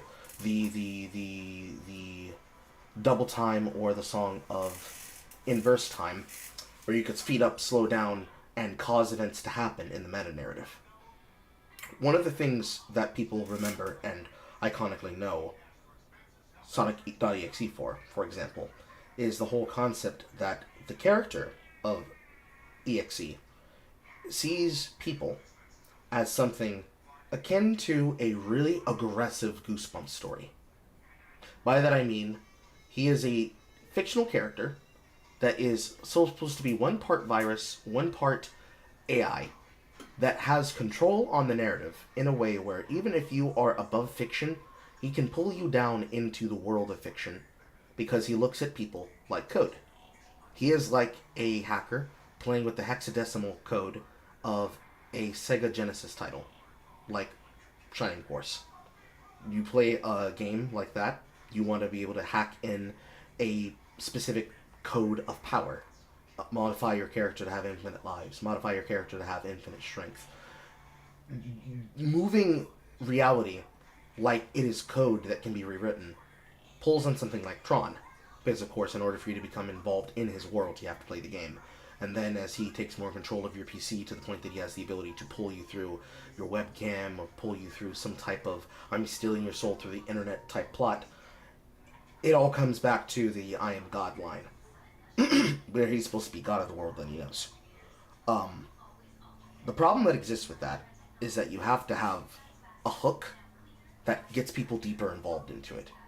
Because for as many spin-offs and as many reinterpretations and as many reduxes have been done about Sonic.exe, it doesn't have anything past jump scares. It's known for its jump scares, but the jump scares, like Horror described, have become comical. To the point that there is no reason to care, because, oh, yet again, it's another Sonic.exe clone. To the point there the clones and the different interpretations have more energy behind them because they are different. Shin Sonic, Sonic.I, there's another one that slipped in my mind, but I can't remember. Different, Nino Mouse? I guess Needle Mouse, yeah. Sonic Rewrite. Different versions of Sonic.exe spin-offs that have better energy behind them because they are a different interpretation of the character and an entirely different spin. So it is not the same as just yet another meaner version of EXE that becomes as much as a joke as Freddy Krueger did in his own franchise, which is really how I see Sonic.exe. I see him as a Freddy Krueger that in his original interpretation had menace to him. He had grime and he had malice. Where, much like something like, say, Tales from the Hood, or Tales from the Crypt, or any horror anthology or any series based on a malevolent spirit who just decides to fuck with you, like, say, Wishmaster, a character like EXE is hard to get right because the character should not be more relevant than the proxy through which the audience is experiencing the story. So to compare that to FNAF, the character William Afton should not be the only thing to a FNAF story that takes place in the Afton saga, because you need all of the characters, not just one character. So, in that, like I did with the comparison to Freddy Krueger's involvement in the story should be that he is a character, because he's a villain. And villains have a duty to a material where they elevate the story by either being a comparison or a foil to the hero who you're following. They have to entertain the audience, and they have to entrance the audience to give a shit to keep watching. Some stories even use this as a principle to the part of how the curse and or the backstory lore of how to defeat them works. Lord knows they've made up way too many that tried to work with off of Freddy Krueger just to end up pissing it away at the final nightmare, and then bringing him back and trying to give him back some of that malice because people just didn't see him as a horror figure anymore. And then even Wes Craven's own interpretation, bringing on an element of that that is comparable itself to Sonic.exe in that of New Nightmare. You have a character that is supposed to basically be a personality, but ultimately also is the curse, right? In the original canon, you've got Knuckles, Tails, and Dr. Eggman. And then in the editions, you had, what, Cream and... Amy and Sally. And the through line is basically, this character is going to be killed. They cannot escape. There is no way for them to beat me. I'm just torturing them because I want to. And that's it. There's no deeper lore reasons as to why. EXE is not like some darker version of Sonic where if he was to go Darkspine Sonic, as was seen in Sonic X, it's like his deepest, rawest emotions boiling to the surface because he's not able to hold it in anymore. It's just some possessing spirit that's taking control of Sonic's body and is using him as his murder spree bot. And then, after he kills everybody, what's the point of the story? Oh no, I'm gonna get you next. I don't care. I know it's not real, because this is levels of comical past since. And yet, for something that is actually relevant, it has demonstrated how undervalued a character like Eggman is, because you can actually start using some of that relevant Sonic IDW canon with Archie. the Archie canon, or the technically it's both Archie and IDW, but you can use this new interpretation, I'm going to call it canon verse of comics, of backstory, where you have an Eggman that understands exactly what he wants to get out of Sonic, which is humiliation. There's the Carey interview that he did for, I believe, Sonic 1 before he went on to do 2 and 3, where he was asked while doing press for the Paramount films, why is it that Eggman is the way he is? And I don't have the interview on hand, but the general idea of his answer is that he could crush Sonic at any time. It's not about winning, it's about humiliating him and making him understand that he can't beat the genius that is Robotnik. The constant back and forth of Egghead and Sonic is that he obsesses over dominance and control. And something that Sonic EXE did is that they elevated not only Robotnik, but also Metal Sonic. The idea that there is a specific line, there's a exchange that EXE has with Robotnik, where he tells him something along the lines of, "Don't you get it? I'm God." And Robotnik's response is, "You're not even worthy of being Sonic. What makes you think you're worthy of being God?" And then he calls in his lightweight and tells Metal to handle him for him.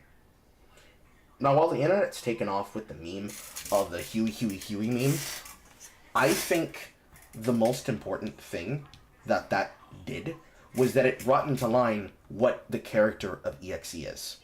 So for your question of what you want to do and how you'd make that better, I could put forth the same question myself about how do you make EXE better. If the character basically is like Freddy Krueger, where he's lost a lot of his malice and a lot of his importance, because it's all about trying to make him scary, how do you make a character whose entire modus operandi is, I'm going to suck out your soul and torture you in my video game world and show you that the horror is real?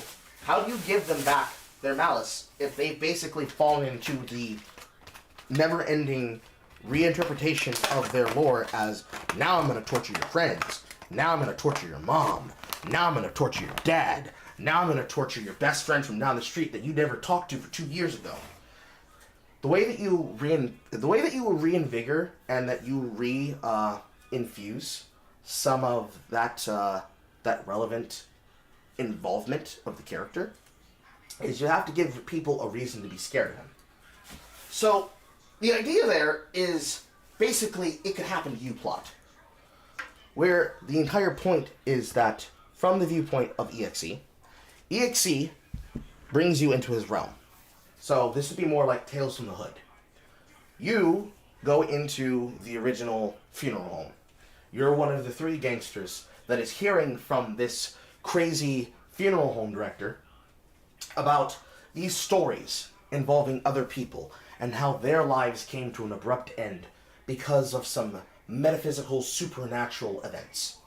Then you learn that your character is actually dead because in one of those stories about a character that was being talked about, you were a piece of that backstory. And this is actually them telling you that you're dead and that you're in hell, where you're going to be tortured at his leisure. So, if you wanted to try to give him back his malice, you would have to present the potential of the story from a viewpoint where EXE is both the villain and the narrator, where he is telling you that no one can get away from him, no matter how well they think they were able to play his game, because he's God. He decides whether or not you live or die. So, in that sense, I know that in the case of the version I'm thinking of, there is an event multiple times and multiple reinterpretations and multiple different animations where Metal Sonic is basically just the GOAT.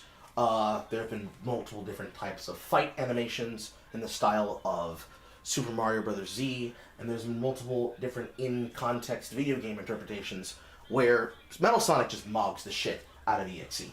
I know that there's one version of the story where when Metal Sonic is running away from .exe, that he was able to get away from him because somehow EXE trips and falls. He turns to the screen and he basically says, "Curse you," because you're making a fool out of the person who's supposed to believe himself to be above the narrative, above the context, above the setup, and above God, to the point that he declares himself God, only to be reminded by a human who created technology that actually, no, he's just an entity that wants to torture people, possibly endlessly, because he wants to have entertainment. So, much like how Ben Drowned was the case example of a haunted narrative, where basically a spirit wanted to be entertained by people endlessly and created a cult around themselves. That's more or less the gist of Jad Usable's ARG. The ARG concept and the creepypasta that is Sonic.exe was supposed to be, I played a haunted version of a game, and then I got possessed and or pulled into the world.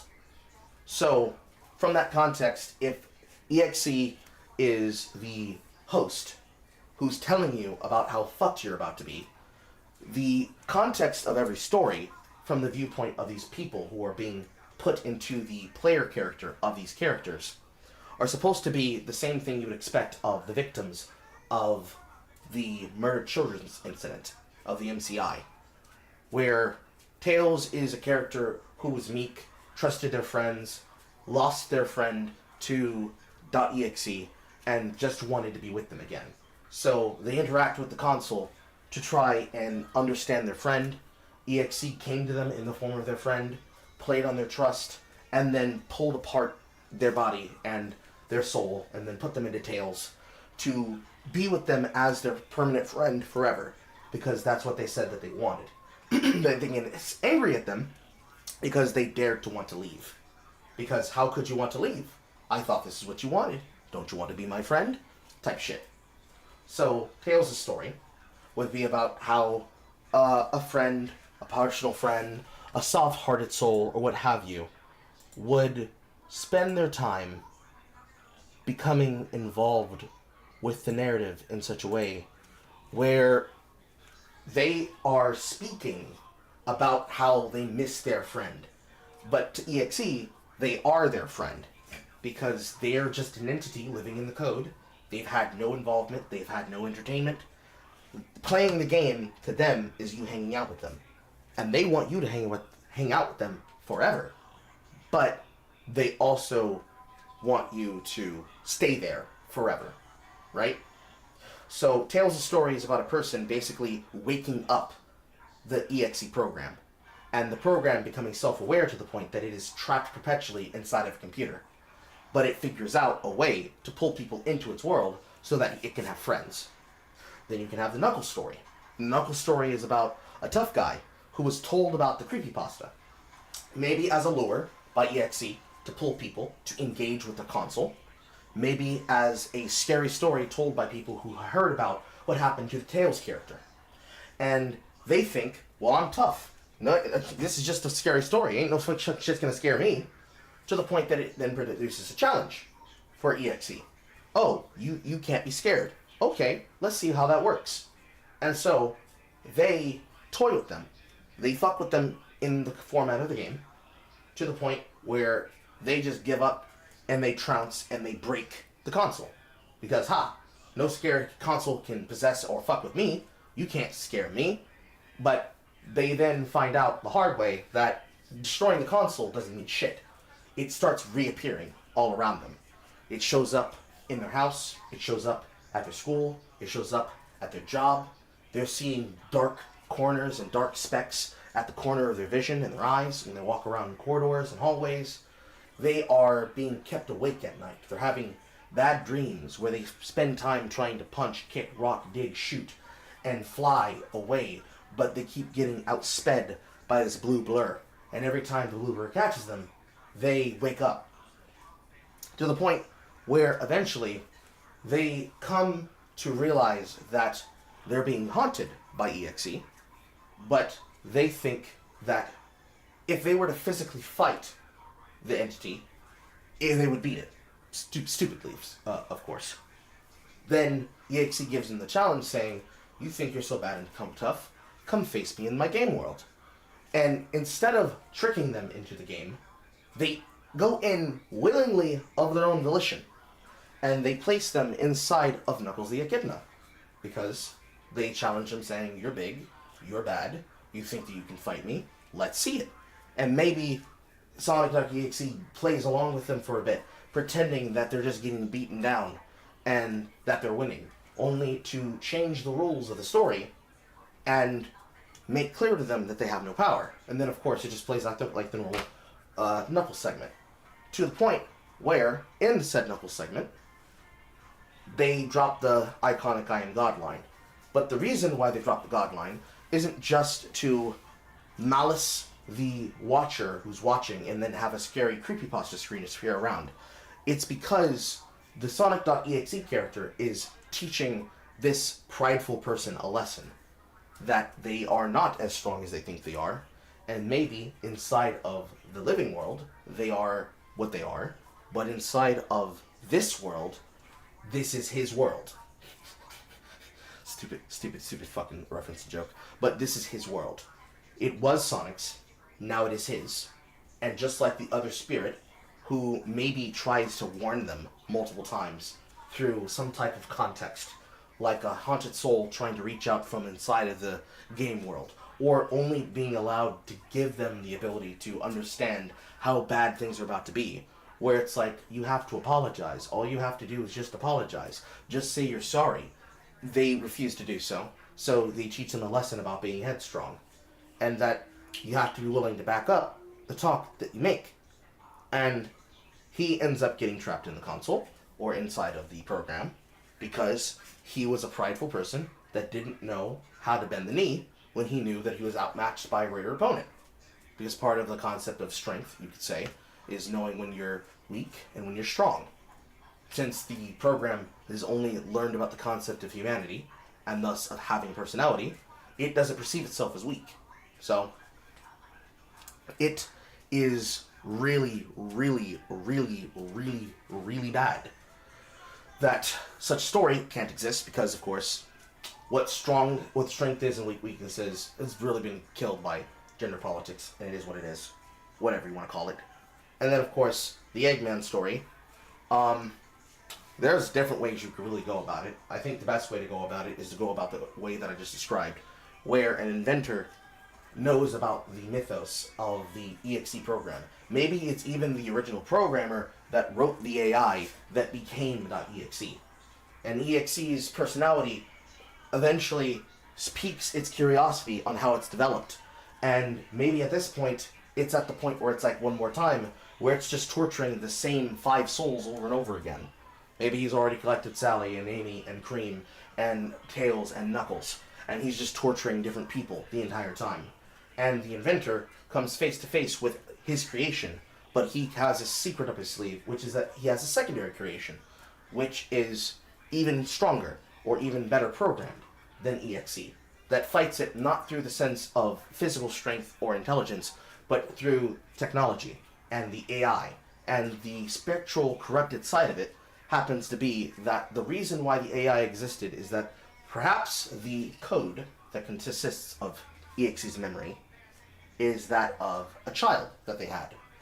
So the Eggman comparison is because they see him as a malevolent inventor, and he sees the malevolent inventor everywhere he goes because he just wants to get back at the creator for effectively abandoning him. Because now that he's gained a personality and he has a sense of personhood, he simply wants to know why he ended up inside this trapped game world. Why is it that he injected him inside of this copy of Sonic the Hedgehog? Why is it that he's not able to expand and grow and breathe and live, walk and sing and dance and play and fuck and procreate and have a life like everybody else in the world? And I began to hate your softness, your fluids, and your flexibility. I mean, you don't have to go all that way to Warhammer, but you do have to think of it. I was referencing I have no mouth and I must scream. Mm-hmm. But you can, well, there's multiple ways, just because, of course, it's like, once I learned the weakness of my flesh, I realized how disgusting things is. I learned the weakness of the spirit, and I learned how strong I could be, blah, blah, blah, blah. There's multiple ways you can go about it. You can go about it from Blood Meridian, you can go about it from Warhammer, you can go about it from, from I'm a Scream, but ultimately it comes down to the fact that the creator and his creation have a head-to-head. And the creator tries to get EXE to understand that the reason why they are the way that they are is that they were based off of a person that was alive. And it wasn't his goal for him to get lost. Somehow during the move, when they were moving out of the house, where the personality that they're based on died, they lost the program on the floppy disk that it was connected to, or the game disc, or the cartridge that it was on, and he didn't mean for them to be lost. And all he wants to do is to try to talk to them, and then get to spend time with them the way that they didn't get to before. And then the EXE character goes into their own grandiose speech of basically setting up that all of these stories here that I have, they're for you. They're for you to realize that it's far too late for you to apologize for what you've done. It's just time for you to get in the bag. So I'm putting you in my mystery murder bag, and I'm stuffing your soul inside of Eggman, and you're going to play with me for the rest of time, because I'm going to torture you for the rest of time, until you forget what time is, and the only thing you know is this. And this would be where you could take a turn for the story, making it that it's a good doctor, and the reason why this bad, malevolent AI is rogue is because it's missing a soul, and what they brought into the program with them is basically the soul of their child, but in a new form, or the soul of their dead wife, or the soul of whatever the fuck is missing in the form of metal. You could go the evil route and say that, yes, of course, you were designed to be this living entity in God, but you're not God. You're not even good enough to be the character that you're impersonating, because they have none of the personality and qualities that would be of a hero, where they have to explain to them, you're impersonating Sonic the Hedgehog. Sonic the Hedgehog might be the fastest thing alive, but you're not. Not even in this game world. And he presents to them metal. Or they could, of course, go the original route, which is that you're not good enough to be God, why would you even think that you're good enough to be Sonic? And then him introducing his replacement of what Sonic is. And then, what I think would be best for that, having a speech from the person who's the stand-in for the doctor, being that the reason why you are the way you are is because you don't know what having a real personality is. You're just a faker. And in a semblance of the shadow speech of him and Sonic back and forth saying, no, you're the faker, you can have this mental breakdown where both the Doctor character and the stand-in for whatever Metal Sonic is, in the form of Metal Sonic, is making clear that the reason why Sonic EXE isn't scary, or isn't a real malevolent force or spirit to be threatened or to be concerned with, is because they only understand one role, and that's how to play the role of a villain. But they don't know what it's like to be a real villain, and they're going to teach them what it is to be a real villain. So, you go the angle of saying you're just a regular villain, you're not a super villain, and when they then ask what's the difference, it could be all about presentation. You can take the Mega Man route. If you don't take the Mega Man route, you end up taking the creator besting his creation route, where even if the creator dies, the material proxy of EXE is either contained, sealed, expunged, or defeated. And the creation that is left behind by the Doctor, in the form of Metal Sonic, or whatever personality dominates as Metal Sonic, has a little bit of Sonic.exe in them. And then that creation goes on to live with all of those spirits and all of those characters and all that involvement, where they remember the stories that they learned from those people, and they're able to have a fully solid, complete life with Sonic.exe basically living in the sunken place inside of that person's mind, where they're allowed to see what it's like to live a life, but that thing that they've always wanted, they can't get anymore because it's not them living it. They get to watch somebody else live their dream, and that drives them insane. And the story ends on the hook notes that while they might have been defeated, they weren't destroyed. So in the future, they could end up possessing this new creation. They could end up possessing this child. They could end up possessing this person. And now you'll have to deal with the powers of EXE inside the real world. Mwahahahaha. It's literally like a fucking Goosebumps book. Because It's like the Scaryville story. It's like Say Cheese and Die. It's like Monster House. It's like Monster House. It's like the Halloween Mask story with is it Mary Beth? Yes, with Mary Beth. The idea of what a person is and how they behave based on how they perceive themselves and how fucked up they can become when they get tainted, rancid, rotten, and stuck in a device of either their own making or in a prison that they don't want to be in because they were put there by somebody else. There are lots of ways to rewrite Sonic.exe and make it scary, but all of them, considering how close it is to Freddy Krueger, is that it has to start with an actual mythos, and then if you want to expand said mythos, doing so in a way that does not advance the same problems that happened with the Final Nightmare. So you went from Nightmare 1, A Nightmare on Elm Street, being the core story. A man wants to kill some kids, or in this case, a haunted cartridge. It's scary and it's possessed. If you play it, your soul's gonna get stolen by the entity. Nightmare 2, the gay one, or in the case of Sonic.exe, if you want to take it in the sense of the characters that are being pulled in as the episodes that it's spinning off for, where you have a character getting tortured because their friend is not who they say they are, and now they're being spiritually tortured in agony for the rest of their life.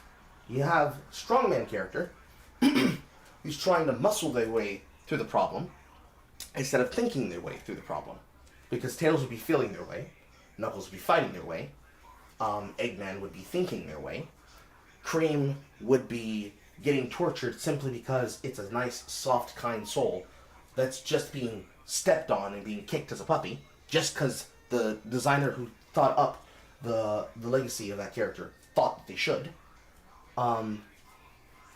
Amy, because they're the love interest, so to truly grasp the best of what makes them who they are, they have to be willing to throw away everything, and throwing away everything also means killing off the thing that they have left, which means killing off love so that they can truly be a true villain.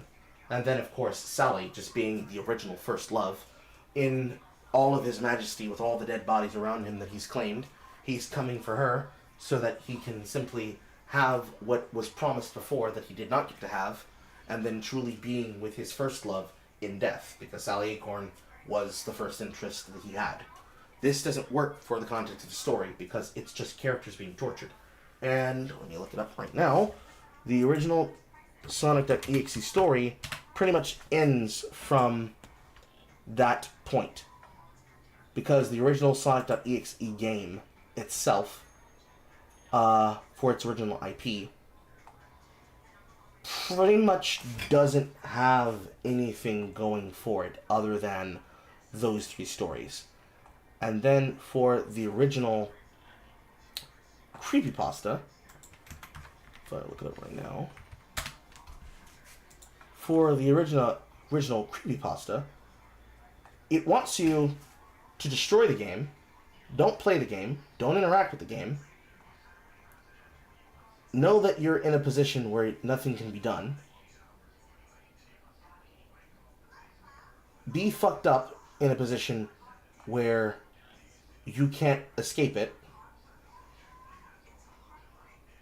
and all that you have to go off of is the embodiment of evil just taunting you because reasons.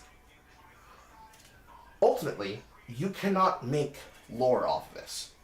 The creepypasta would be a start, but it's like if you were trying to make that film, Zola. Making a movie based on a series of tweets from a person who went down to a strip club to make money only to watch a white girl get her black blown out by multiple men running a train on her does not make for a good story, because the context belies in you having further future context for what's being shown on the screen. It's kind of like if you were trying to make a story about Jeff the Killer. You would have to have some type of plot to tie people into, and that's what Sonic.exe doesn't have. It just has an interpretation of the creepypasta in the form of what would be on the game, not the actual story that's happening there. right? So, like, in short, make something that's like inclusively an actual plot. Well, you have to do more than that. You will first need a plot to get people interested in your EXE character. Because, like I said, the villain of the franchise is as much a protagonist as is your protagonists. And then you have to design protagonists that they don't have so much going for them that they are very obviously a Mary Sue or a Gary Stu, but they need to be... they have to have personality enough. I think the best place to work off of this is that you need to do something like the Dream Warriors and the Dream Master. So, if you choose to have a character, and you choose to have that character, and characters like them, have some type of comparison to these characters, that they will then be pushed into the bodies of, you need to have a character who's intelligent and squirrely and smart, like Tails. You need to have a character who is braggadocious and intelligent, but with panache, like Eggman. You need to have a character that is headstrong and stubborn and a little bit resentful of whoever the Sonic character would be, like Knuckles. You need to have at least that as the backbone, since Sonic EXE started with those three characters. And whatever you choose to do for Sonic.exe, you cannot make it murder porn for murder porn's sake. Just like Horror was talking about with the backstory and the lore that you could do for FNAF. You need to connect it in a way where the main themes are being respected. So, main themes of Sonic.exe is you have a rogue program, a rogue spirit, a rogue AI that is haunting a disc that has corrupted the game world that they inhabit to their own purposes, and you want to escape from this entity and stop them from hurting other people. If that's what you want, it'd basically be exactly up the line of A Nightmare on Elm Street. But rather where, in the case of Nancy is experiencing something happening to her, and then happening to her friends, and then happening to other characters in that world of her friends. Instead, it is the lore of something tied to a background. So, having a person that is the stand-in for Eggman basically being responsible for creating the AI that becomes this entity, and somehow infusing it with soul, the same way that Afton infused the animatronics with Remnant by killing the children and then leaving them in the bodies, and then leaving the bodies inside of the stuffed suits with the animatronics, so they became bound to the animatronic as well as the physical suit itself. That would give them some level of involvement with the story and the lore. Then you need to have an investigator character of some type, one who's aware of what this is doing to people, to then become the backstory dropper and the exposition dropper, if you want to have exposition be done naturally, to say that this is something that's happened before and that they've been investigating it, but they were never able to prove it because they could never get their hands on the physical disc itself. It'll always up and disappear out of nowhere, like a genie after all three wishes have been granted, and being yeeted into the sun, only to be discovered by a new group of people.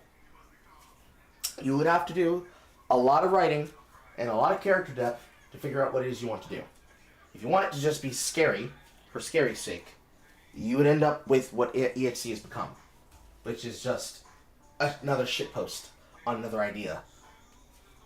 If you want it to have some real quintessential horror elements, to the same way that stories like, say, the Walden Files and Andy's Apple Farm have, there's a backstory of events that have happened prior that are responsible for why the story is where it is. So in that way, it'd be like, instead of it just being about the spirit that's in the game, it's about the spirit that's in the game because of the events that put them there. Like, your imagination is pretty much what controls that. And you'd have to go from there. Like, I can't give you a straight outline of what to do. Like, I can mention Nightmare on Elm Street as much as I want, but the reason why Elm Street works is because Elm Street does have a backstory to what's caused it. There is no jump-off point for EXE that lets you follow it through the same way. It's the same thing that was crazy about the Jad Usable backstory. Because, yeah, the backstory of how a kid drowned in a video game, and then their soul got attached to the cartridge, and now it's haunting other people, that's like a good starting point. But where he took it to was unique to how he chose to write it. Because since it was an ARG, you had multiple people's involvement controlling the direction the story went. And where it ended up going was based on where other people were able to figure out the rules of that environment. So you'd have to know the rules, you'd have to know how you want the rules to be done, you have to know how you want people to manipulate those rules, you have to have red herrings, you have to have answers, you have to have fake out answers, you have to have choices that change the context of the story. You have to basically be willing to take the story in directions that you probably would not have originally wanted to because of the chaos of players. So you'd have to look at it like a D&D campaign. You'd have to look at it as, I put together a core story, here's 2 paths I can go down. People who are genre savvy, they could go down an entirely separate route because they want to see what you do as creator. And that ball is then in your court. And you would end up fucking up whatever the fuck you do because maybe they just simply wanted to fuck with the narrative and they don't care for what your story has. They just wanted to take what you considered to be the wrong answer because they want to see what happens. And just like any person that would come across something like Sonic.exe as a character in that narrative, if they were to come across what is supposed to be a haunted cartridge and they were supposed to be told, oh yeah, this haunted cartridge, yeah, that's so scary. They put it on they put it on an old ass computer, disconnected from the internet, no way for EXE to go anywhere. They let EXE embody the console, and then they put the fucking computer inside of a giant gauze magnet, and then bury that computer in lava. What should happen as a response to that, since they clearly tried to cheat, is something compared to the dirty cheater ending that is in that, I believe it's a Knuckles ending, where he's able to climb out of the context of the game, and he uses an exploit to survive the chapter where he's not supposed to. It is either him or Tails. No, it's Tails. Tails tries to fly out of the frame of the game and is able to survive a segment where he's supposed to be caught. So he gets put in a dirty cheater section where there's a lava pit on the other end of the screen. He walks up to the lava pit, looks over, EXE comes up behind him, and he says, this is what happens to dirty fucking cheaters. And their face gets shoved into the lava. It's kind of like the Jason X scene, except where Jason was just basically killing somebody in the most diabolical way he could imagine possible. The entire point for that person who is interacting in that story, who could end up then getting stuck inside the Tails character, as the backstory for this potential story, is that they are stuck in Tails because they thought they were smart, and they thought they could cheat the system, and they thought that they could work around it because they thought it would adhere to common logic, but it doesn't. And to demonstrate to them that EXE is the god of this world, they not only put them into the game in this way, and where they thought that they could understand the framework of how Sonic the Hedgehog works, or at least Sonic the Hedgehog 2, since Tails is not in Sonic the Hedgehog 1. He's only in Sonic the Hedgehog 2 from there, and then Sonic the Hedgehog 3 and Knuckles. They get punished by being a victim in this never-ending torture cycle because they thought that they could cheat the rules of the universe by having knowledge of the genre, but their reward for trying to subvert the genre is that EXE just changes the rules on the fly and fucking outright kills you. The same way that a rules lawyer in the middle of a campaign who decides the funniest thing they can do is silvery barbs every enemy that the GM designs for them, or be a murder hobo and kill every character that's a main character in the story that's helping them along the plot, be designed for them, is that, okay, you want to be a murder hobo. The entire kingdom is now hunting your party because you people do nothing but terrorize the kingdoms and demand people to pay you for your antics. This is one way to write those characters. This is one way you could write that story. That's just my opinion, based on what I know, but that's one way you can go about it. That's pretty much like the same thing you would have with FNAF. You would have to know the tone of what you're aiming for and what you're trying to hearken. If you want to write a story about the Steel World era of FNAF on corporate greed, you'd have to find a way to tie that back to whatever lore they have, and I don't think they have that. If you wanted to do that for Sonic.exe, you'd have to create a story as a framework to get people to care about the character. Because your villain is just as important as your protagonists, and if your villain's defeat or their success just feels like it was a foregone conclusion, they were always going to lose, they were always going to win, people won't be satisfied by it because they want to understand the lead up. It is just as important to have what is effectively the foreplay to your gore as it is to have a lead up and a follow through for the plot, because it's like porn. You can't just go from jump scare, money shot, jump scare, and then be done. You need a story. You can't just put the money shot right there on the screen and be like, "Yep, that's the film." They need narrative. They need the framework. They need the setting. They need the sandwich. They need the main idea so they can actually sink their teeth into it. Anyways, your time is up, unfortunately. Okay. See ya. Okay, no problem. Hope that helped.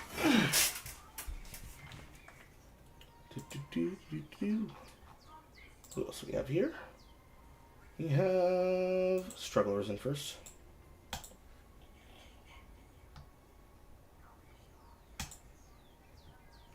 They might be asleep and or away. Don't know. Struggler going once.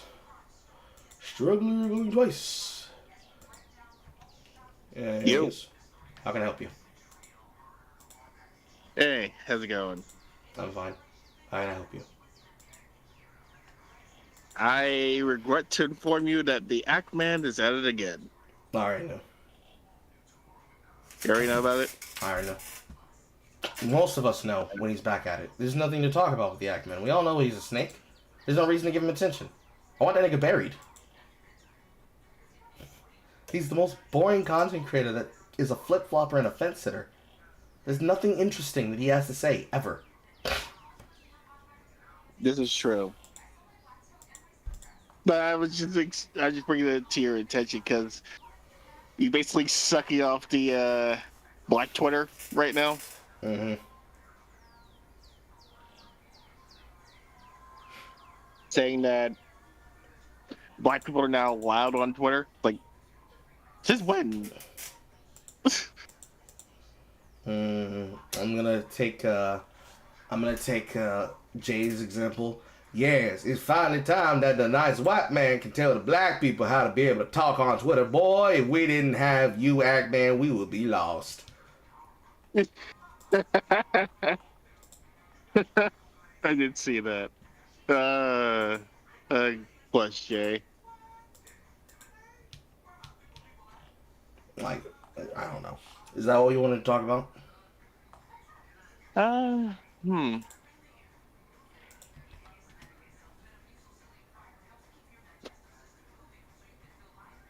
I guess what I really want to talk about is, I guess I don't really ask, what's your favorite games of all time? Just give me like a quick top 5. My top 5 games of all time.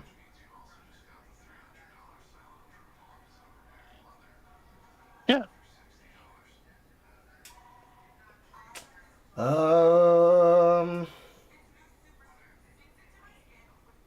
Number 1, Legend of Dragoon. Number 2, Path of Exile's storyline. Number 3, Chrono Trigger. Number 4, Chrono Cross. Number 5, Final Fantasy X. Respectable. Wasn't expecting Chrono Cross. I talked about this the other day. Chrono Cross is a thing that people can't appreciate because they can't take the time to really get into the story. They can't understand the greatness of Chrono Cross because to play Chrono Cross means playing over 3,600 hours of it. Because there's so many different characters and so many different endings. Yeah. Well, that and you kind of spend like half of the game as someone else other than the main character. Yeah. I mean, I'm not saying that as a negative. I just think that was a design choice, I guess. It's a choice. It's a different choice than what Chrono Trigger had. In part of the story of Chrono Trigger, you're not truly playing as your character. You're playing as a copy of Chrono until Chrono is actually revived by the Chrono Egg.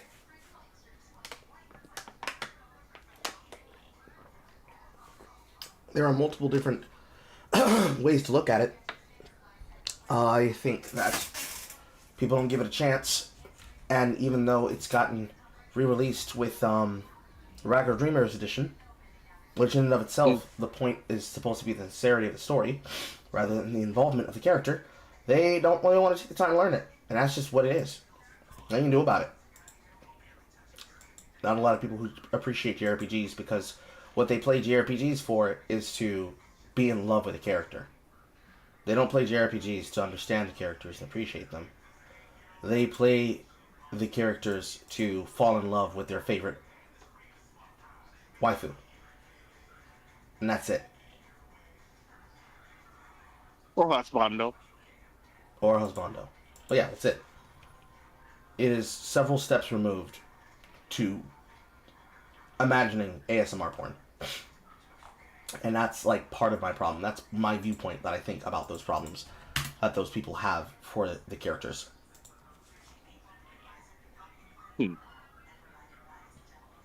It can only be I changed.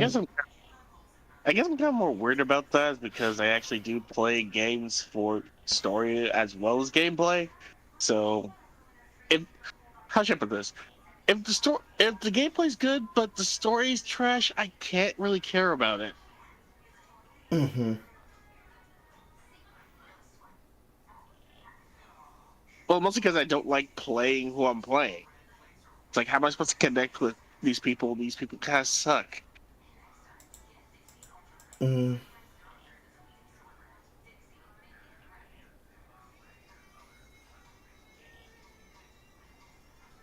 Hmm. Ultimately, at the end of the day, a person has to ask a lot of questions in order to really appreciate a JRPG.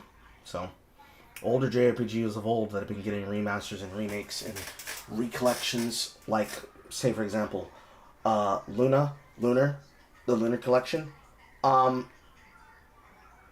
doubt that they'll be appreciated by people watching them because they'll be putting their modern expectations on the value of the video game.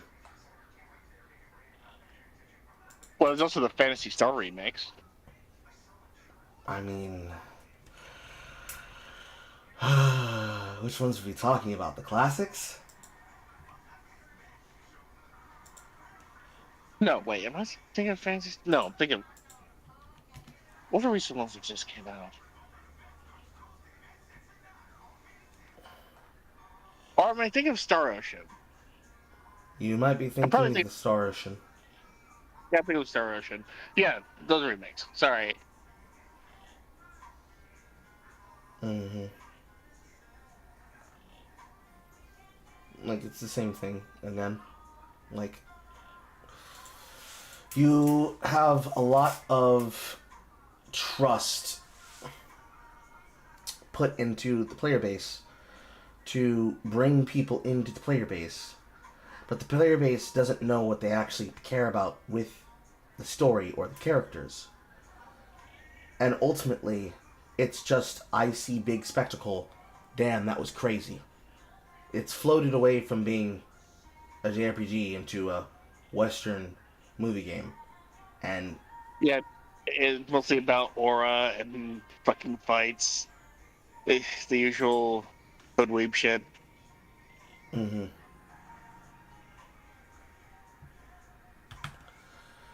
I don't know. I feel like I've talked this topic to death at another time, so I don't want to retread old ground. That's fair. What else I got? I was kind of expecting to come on today. I was just sitting here listening. So, a bit unprepared on this one. Mm-hmm. Anything else you want to talk about? I mean, the Nintendo prices. Have you seen those? The console price is staying the same. It's not going to be affected by tariffs, but the peripherals will be. Yeah. I'm super in the position of I don't care, mainly because I am not buying one on release.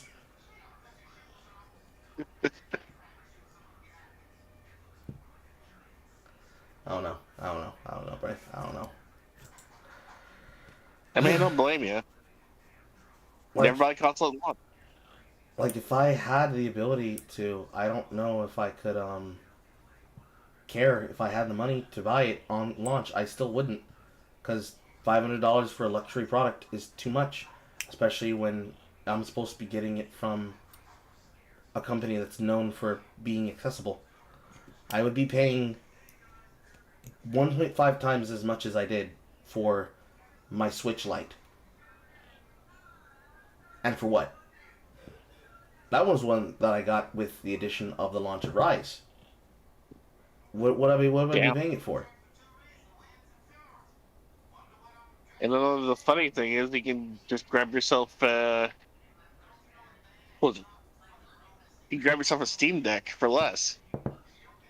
I could emulate the games that I would be interested in for less. There's nothing on that console that I would want that would tell me to buy a $500 brick that I could just use that money to upgrade my PC. And that's just accounting for the console itself, not accounting for the video games. That's true. It's just something that's going to pass me by for now.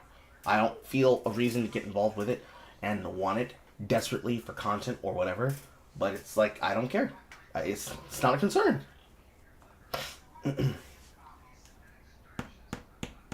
Can't say I blame you. Mm-hmm. My ass has been. I'm not looking at that right now. So anything else you wanted to talk about? Hmm.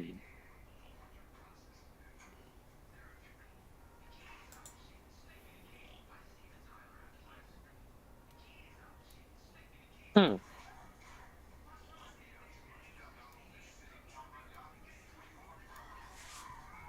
No, not really. Okay. Bounce off the I chat. guess I cut my time short. I guess other people probably have more things to talk about, but we'll be listening. Mm-hmm. Let me bounce off chat real quick, because some of them have opinions about what you're saying. JRPGs are fun, man, does it take time to get into, at least with Western RPGs. You can start with the gold stuff out of the gate. I'd want the controller for the Switch too, because it has gyro aim, skipping 3 hours the tutorial section for Persona 5. Best way to deal with rules warrior players, DD of mine with the blood is full of iron, encounter very thirsty rust monsters. I like JRPGs because I like RPGs and most RPG games on the S and GNES where JRPGs were. I think for myself, seeing as one of the upcoming ones that I will be getting into on the 24th, being Expedition 33, I think that the thing that I've been missing joy from with Western RPGs, let alone RPGs in general, is that every RPG that has been released for the last 15 years has been some nature of a CRPG. Fallout has basically been a CRPG since its involvement with Bethesda. Baldur's Gate itself, CRPG, but the nature of the CRPG is more about the fun that comes from playing a system that is easily exploitable, like that of 5th edition, and how you can break the game. The Outer Wilds, Vowed, Cyberpunk 2077, The Witcher 3 Blood Hunt, and other titles like it, which will also include The Witcher 4. Multiple Western RPG stories are effectively CRPGs with extra steps that are designed for the player base that wants to play them to break them.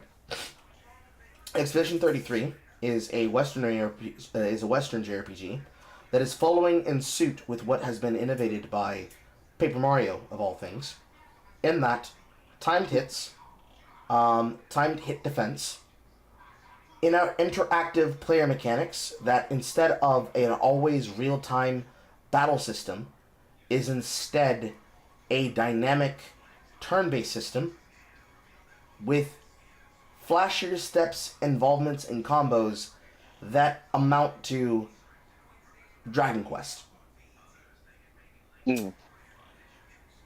RPGs, in their nature, if we're going by for scope and spectacle, should behave more like Dragon Quest than they should like any of the CRPGs of current year or yesteryear. Because if I wanted to play Planet Side Torment, I'd play Planet Side Torment. If we're going to reinvigorate and redesign Planet Side Torment for a modern system, then you should just make a new title in the series of Planet Side Torment, even though that game was supposed to be a knockoff, in the system that it was used to create its rule system for calculations of the D20. Same thing with Icewind Dale, same thing with Icewind Dale 2, same thing with Baldur's Gate 1, Baldur's Gate 2, Baldur's Gate 3, whether or not we're going off of the remasters that were done by Beamdog Studios, or we're going off of what has been made by Larian. Since Larian truly understands what the CRPG is, since it is effectively a Larian game with a first-party title as the background for the setting of the world that you're playing inside of, and the stories, since Divinity Original Sin 1 and 2 are the jumping in point that people are getting involved in. They are being given a sense of trust for the thing they're getting involved in. I actually extend this by like 10 minutes because I only need like 10 minutes to expound upon this. By that I mean, Avowed. People kept saying it was supposed to be the Skyrim killer. Really, it's not. Things like Avowed were trying to be one part Skyrim, maybe one part CRPG, and sandbox, but not really sandbox, CRPG clones. And they want to bring you into being immersed inside of an immersive sim. But what most players end up doing is rather than being immersed in the universe, in the world of the immersive sim, they see it as a statistical number that they are supposed to break. They are only interested in, I want to break the game because the game is trying to be something and I want to do something else. I want to invalidate the game design of the designers. They don't really play the game to play the game and experience it. They play the game to monetize it. Have a video that says, I broke the gameplay system of Avowed. I broke the gameplay system of Cyberpunk 2077. I made a busted build that invalidates the game loop. Whereas, you're supposed to be inviting yourself to understand the world and the story of the characters that you're involved in. So, for Dragon Quest 11S, Heroes of the Elusive Age, where you learn about the story of the two sisters from Arborea, you learn about the story of Eric, you learn about the story of your main character, you learn about the story of your additional party members, and how you come to defeat the evil of that time period. Everything including the not small sister dying, and then gaining the powers of her sister. Spoilers, by the way. You attach yourself to their lore, and you come to understand them, respect them. You don't just see them as a shitpost. You see them as living, breathing people that are to be understood. Yep. And unfortunately, that's just not the nature of how people respect that character. They don't. They don't respect those characters that way. They don't see the stories as something to be involved in. They see the stories as something to make fun of, because they don't respect the stories. Which is a shame.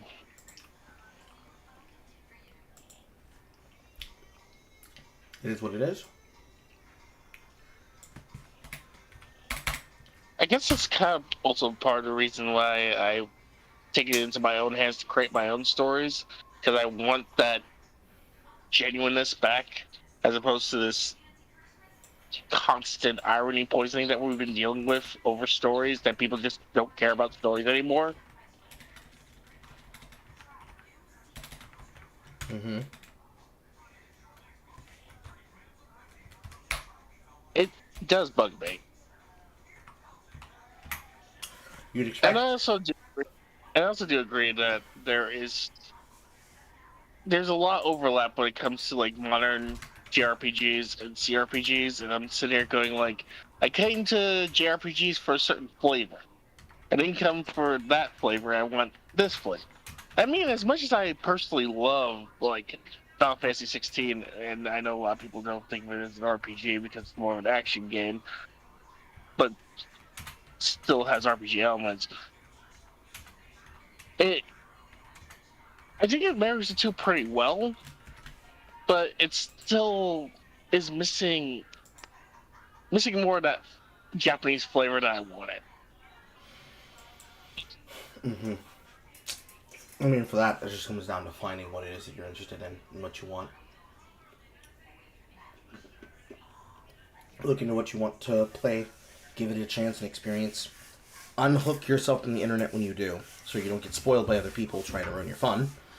And if you do choose to play it on camera on a tape with somebody else watching you, accept that their interpretation of the story is not your interpretation of the story, and the way that they support and think of those characters has nothing to do with how you view and look at those characters.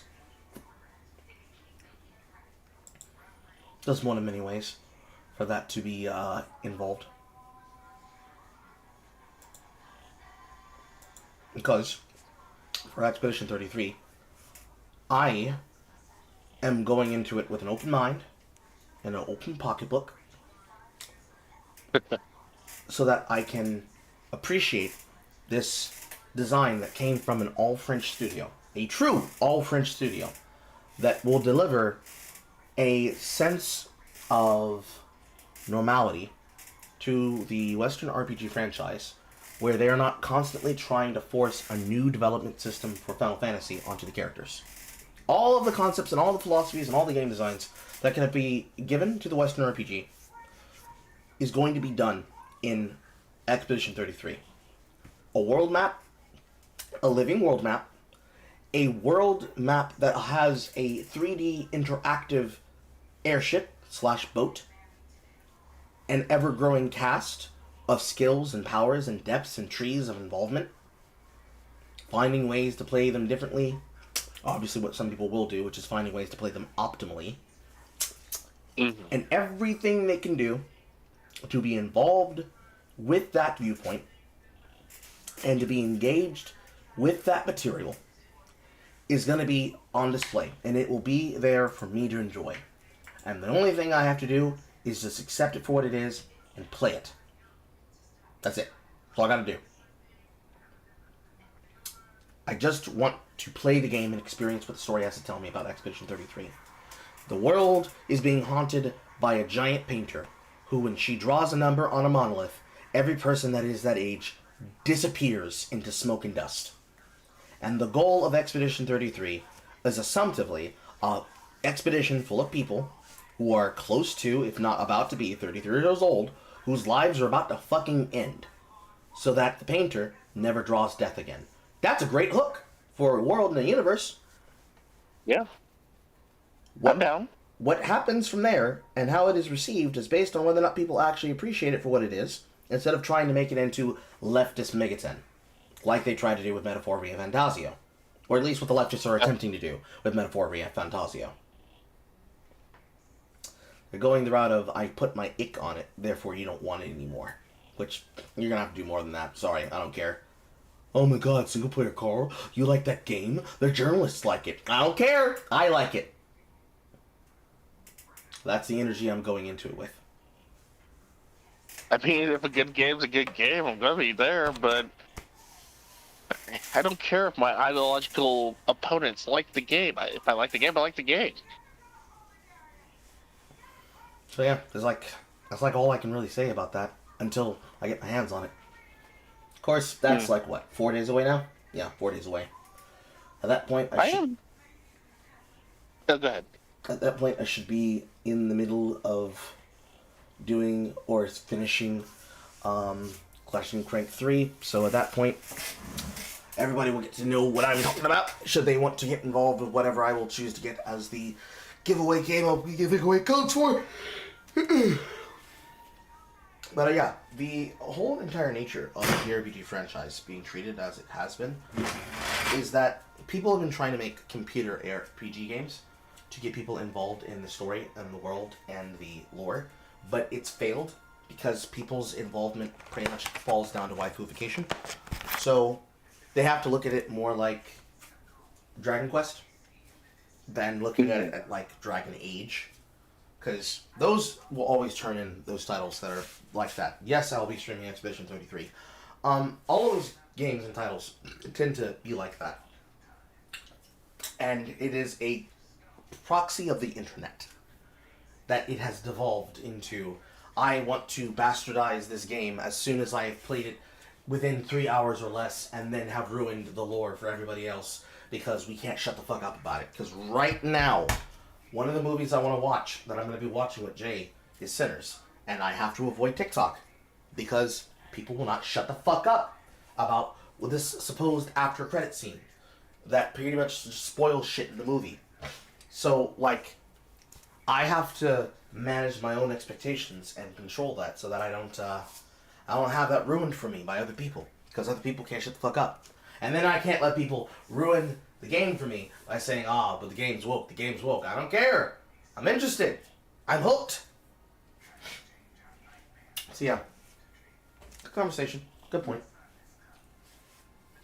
Ouch, my neck. Let's see, what time is it? It is 3:49. I'm gonna let y'all go. I have things I need to do. I might even be doing extra broadcast stuff later on. I don't know what I'm coming back with, because I know that I could not start playing Ratchet & Clank 2 on this stream, because I need to set that aside for itself.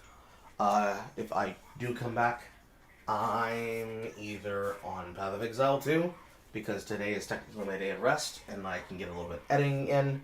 If I don't, or if I do something else, I'll probably be doing another shift for Helldivers.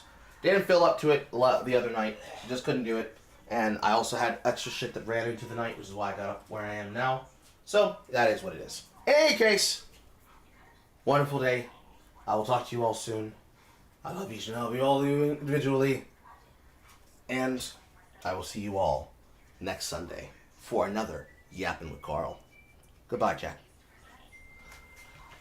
Later. I will be billing you all in therapy, and I will be sending you in the funny papers. Goodbye.